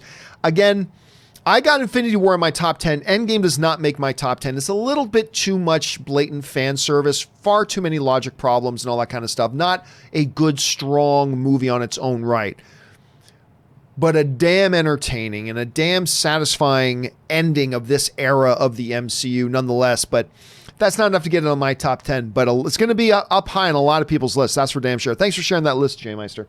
All right. Captain CC writes, Midway was A+. I liked it. My number 1 best is Logan. Really? See, I've heard from some people that they didn't mind Midway. I will admit, Captain, I've not heard anybody say it's A+, but hey, that's the subjectivity of film. You watch it and it scratched that itch for you. It felt good to you. That's great. I am going to go see it in the next couple of days. So, because I was kind of turned off. I was really excited for Midway, and then the studio yelled to the world, we don't believe in this movie, so we're going to hold off on the review embargo till the day before the movie comes out. So, like, if you're a studio, my feelings is always, if you don't believe in your movie, why should I? So I kind of then lost my enthusiasm for going to go see it. But I'm hearing enough people tell me now that it's not bad. And so I think I'm going to get myself out there. I'm glad you liked it as much as you did, Captain. All right, Dirt Walker writes, do you think RDJ will only be back in cameos like Chris Evans in Thor 2 and Homecoming, or do you see him coming back in a lead role, Iron Man 4? Oh, I see him coming back in a lead role. I see him coming back in a lead role. Again, I'm not saying it's going to be this year. I'm not saying it's going to be next year. I'm not even sure it's going to be in the next 3 years. But at some point, he will be back as lead role. We're getting into semantics. I'll just say a major player. I see him being a major player. But again, it could be 3 years, 4 years, 5 years, whatever. But I do believe him and Chris Evans will both be back at some point. Captain CC writes, Logan has great commentary on immigration. In a way, I think that's one of the secondary things that it kind of briefly looks at.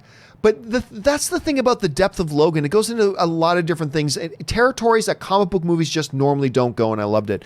Doug Ternovian writes, okay, John, who wins? John Wick versus Dominic Toretto? Well, under all normal circumstances, John Wick. If Dominic Toretto if this movie, Wick versus Toretto, is produced by Vin Diesel, then Dominic Toretto will win.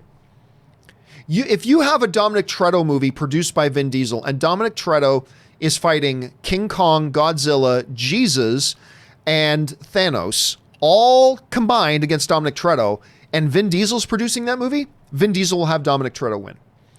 Dominic Toretto, and I love Vin Diesel, and I like my Fast and Furious movies. Don't get me wrong. But let's call it like it is. Dominic Toretto is the one true Mary Sue character in movies today. That he is the ultimate at everything. It doesn't matter what it is he starts doing, he's the best at it in the world. Some guy who fixes cars, I'm the best hand-to-hand combat artist. I can go up against super secret agents and I can do this and I can do that. And it doesn't matter. I can do everything's the best. I'm the best at everything. And he's always right. And it's the one true. And you know what? I don't care. I still love watching the movies anyway. And I still watching Vin Diesel play the role. But yeah. If anybody else in the world is making that movie, John Wick is the better one. I'm not saying he's the better character, but in combat, John Wick wins that fight every time. Unless Vin Diesel's producing it, because if it's Vin Diesel, it could be John Wick tag teamed with Jesus, Godzilla, and Thanos, and Dominic Toretto will win. All right, Sanchez Brothers writes, "Hey John, love your show. Keep up the great work, man." Thank you so much, Sanchez. I appreciate that, dude. I hope you're having a great day. All right, Michael Mejik writes, "Jojo Rabbit was simply amazing. How can a movie be the funniest movie of the year, in my opinion, but also bring on the man tears? ScarJo's best supporting actress nom? I don't think she will. But I would consider her for it. Personally, I would. That's the thing. That's why when I tell people about Jojo Rabbit, I say, listen, we all knew that he's good. That Taika Waititi is good. I knew he's very good. You know, you watch What We Do in the Shadows, Wilder People, you watch Thor Ragnarok. Oh, he's good. I didn't know he could be this good.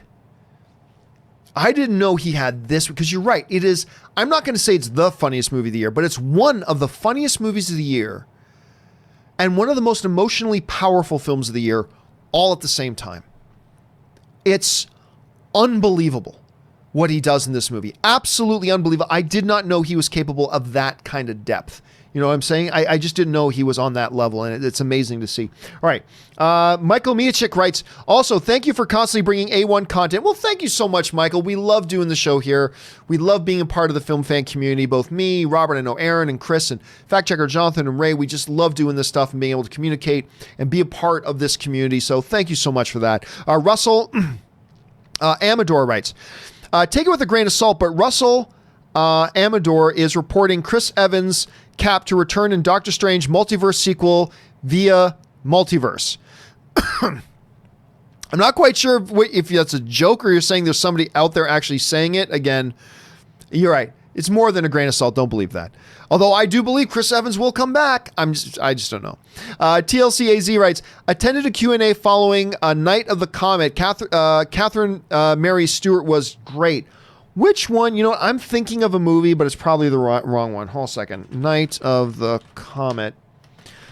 I'm not quite sure. Oh, that's not the movie I was thinking of. That's not the movie I was thinking of.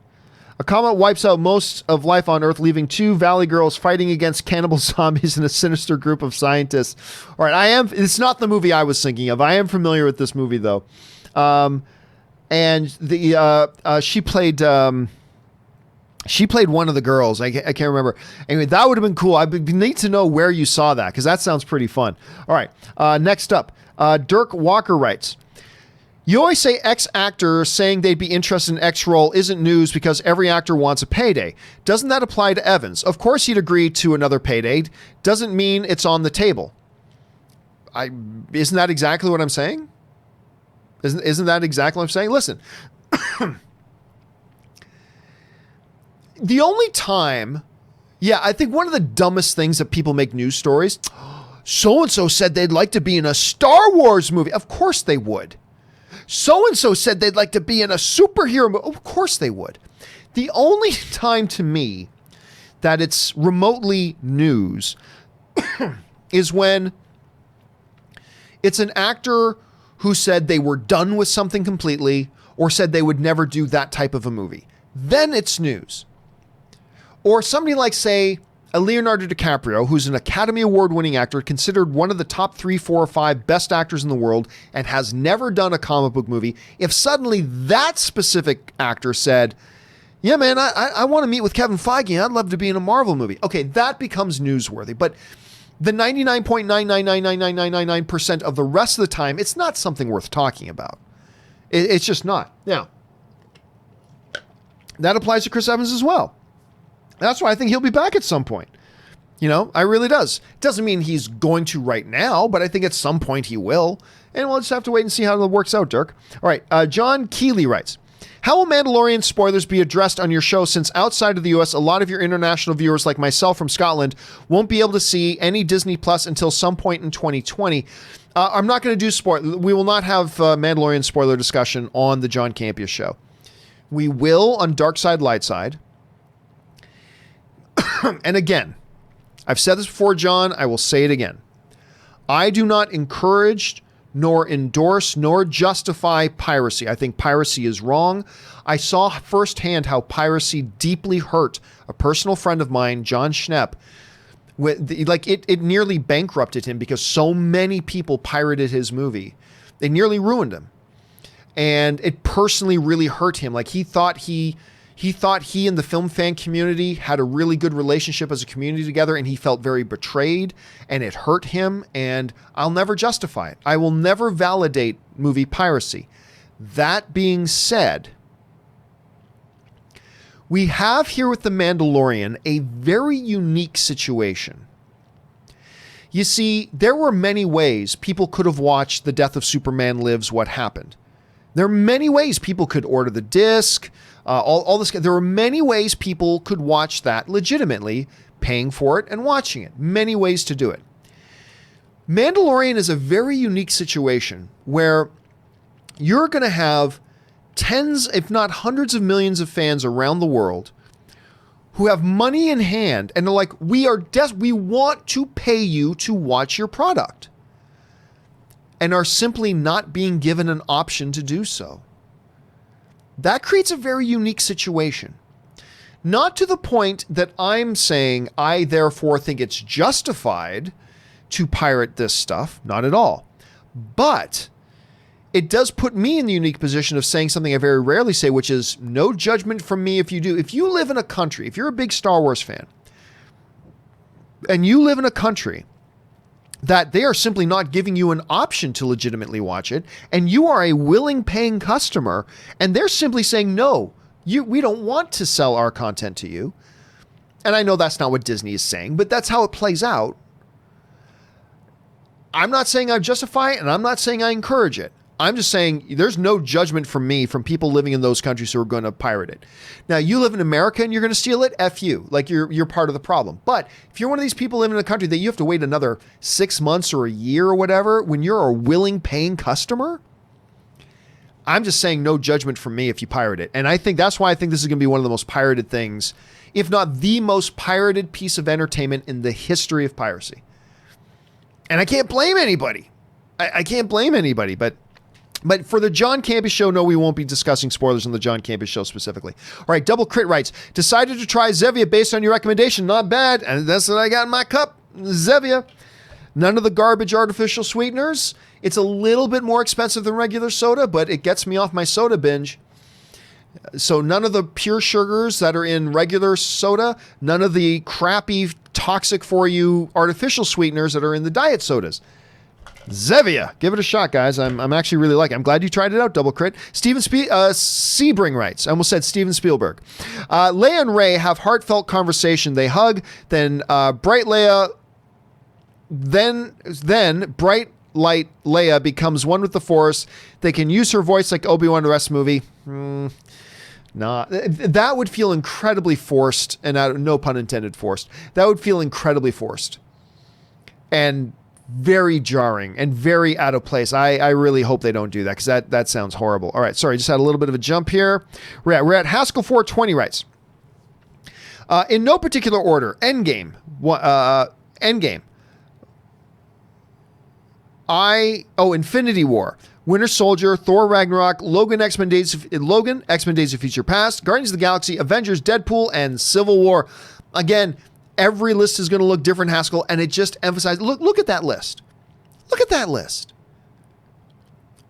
Like, I think there's a lot of us who are taking for granted, I know I'm one, just how glorious of an era this decade has been for comic book films. As Robert Meyer Burnett would say, it has been an embarrassment of riches. Because look at that list. And you left a number of great movies off your... It's just been a crazy, crazy decade for it. Adam Turchetto writes, John, when can I sign up and pay and sign up, pay and download Disney Plus in Canada? No idea, buddy. I can't figure it out and I'm freaking out. I just got a 65-inch Roku TV and it's probably too big. I want to watch the Star Wars on it though. I'm sure it'll be available. It's, you know what, at this point, because I've got a number of my friends in Canada saying, hey, where do I get Disney Plus? And it's like, I guess you can't sign up for it in advance in Canada, but I'm sure. I can't imagine that they're not going to make sure it's available when it goes live at 3 a.m. Pacific Standard Time, 6 a.m. East Coast time.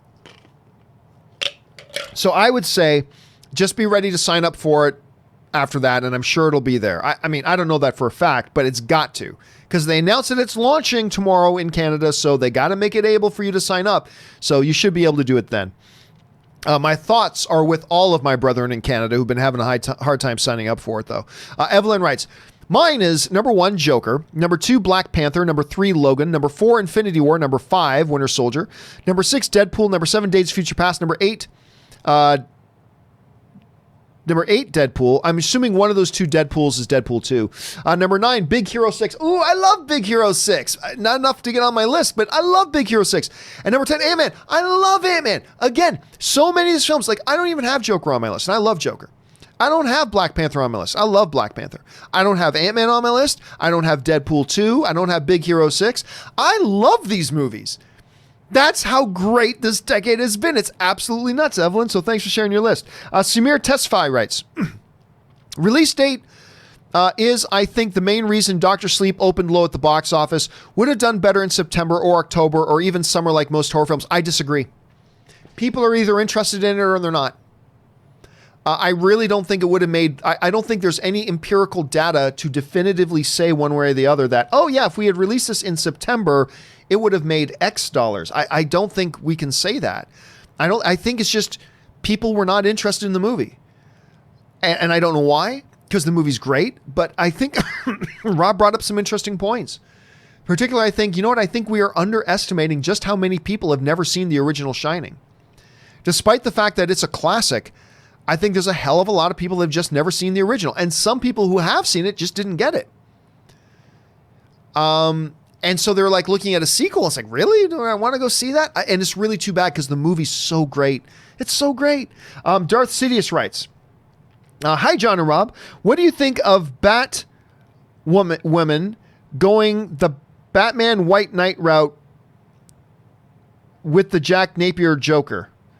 I don't watch. I can't comment on that. I haven't seen. I saw the premiere episode of Batwoman. That's all I know. So I can't comment on any of that, unfortunately. So because I'm out of the know on all this, and I don't plan on watching it again, to be honest with you. Stubble McShave writes, interesting that no top 10 had Black Panther, and it's the only Oscar nom. Well, that's the thing. Black Panther shouldn't have been nominated for Best Picture. It wasn't even the second best comic book movie of the year. Like, it wasn't even the second best movie of its genre that year. The best was Spider-Man Into the Spider-Verse. The second best was Infinity War, and then Black Panther. What a great year for comic book movies that was, by the way. But yeah, I mean, I love Black Panther, but it should not have been nominated for Best Picture. It wasn't even the best comic book movie of the year, let alone one of the best movies of the year. But I loved it. I saw it many times in theaters. I love that damn movie, but yeah, it shouldn't have been nominated for Best Picture. Mark C. writes, along with censoring the crows from Dumbo, Disney is censoring the Siamese Cats song from Lady and the Tramp. No, thank you. No Disney Plus for me. So what? No, really. So what? Okay.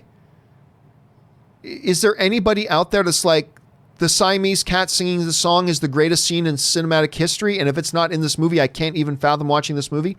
Or is it a false, fake outrage thing? Like, how dare you take that out? Listen. If I'm in charge of Disney, do I take that material out? Like Song of the South and all this, do I take that stuff out? Personally, I don't. If that's just me.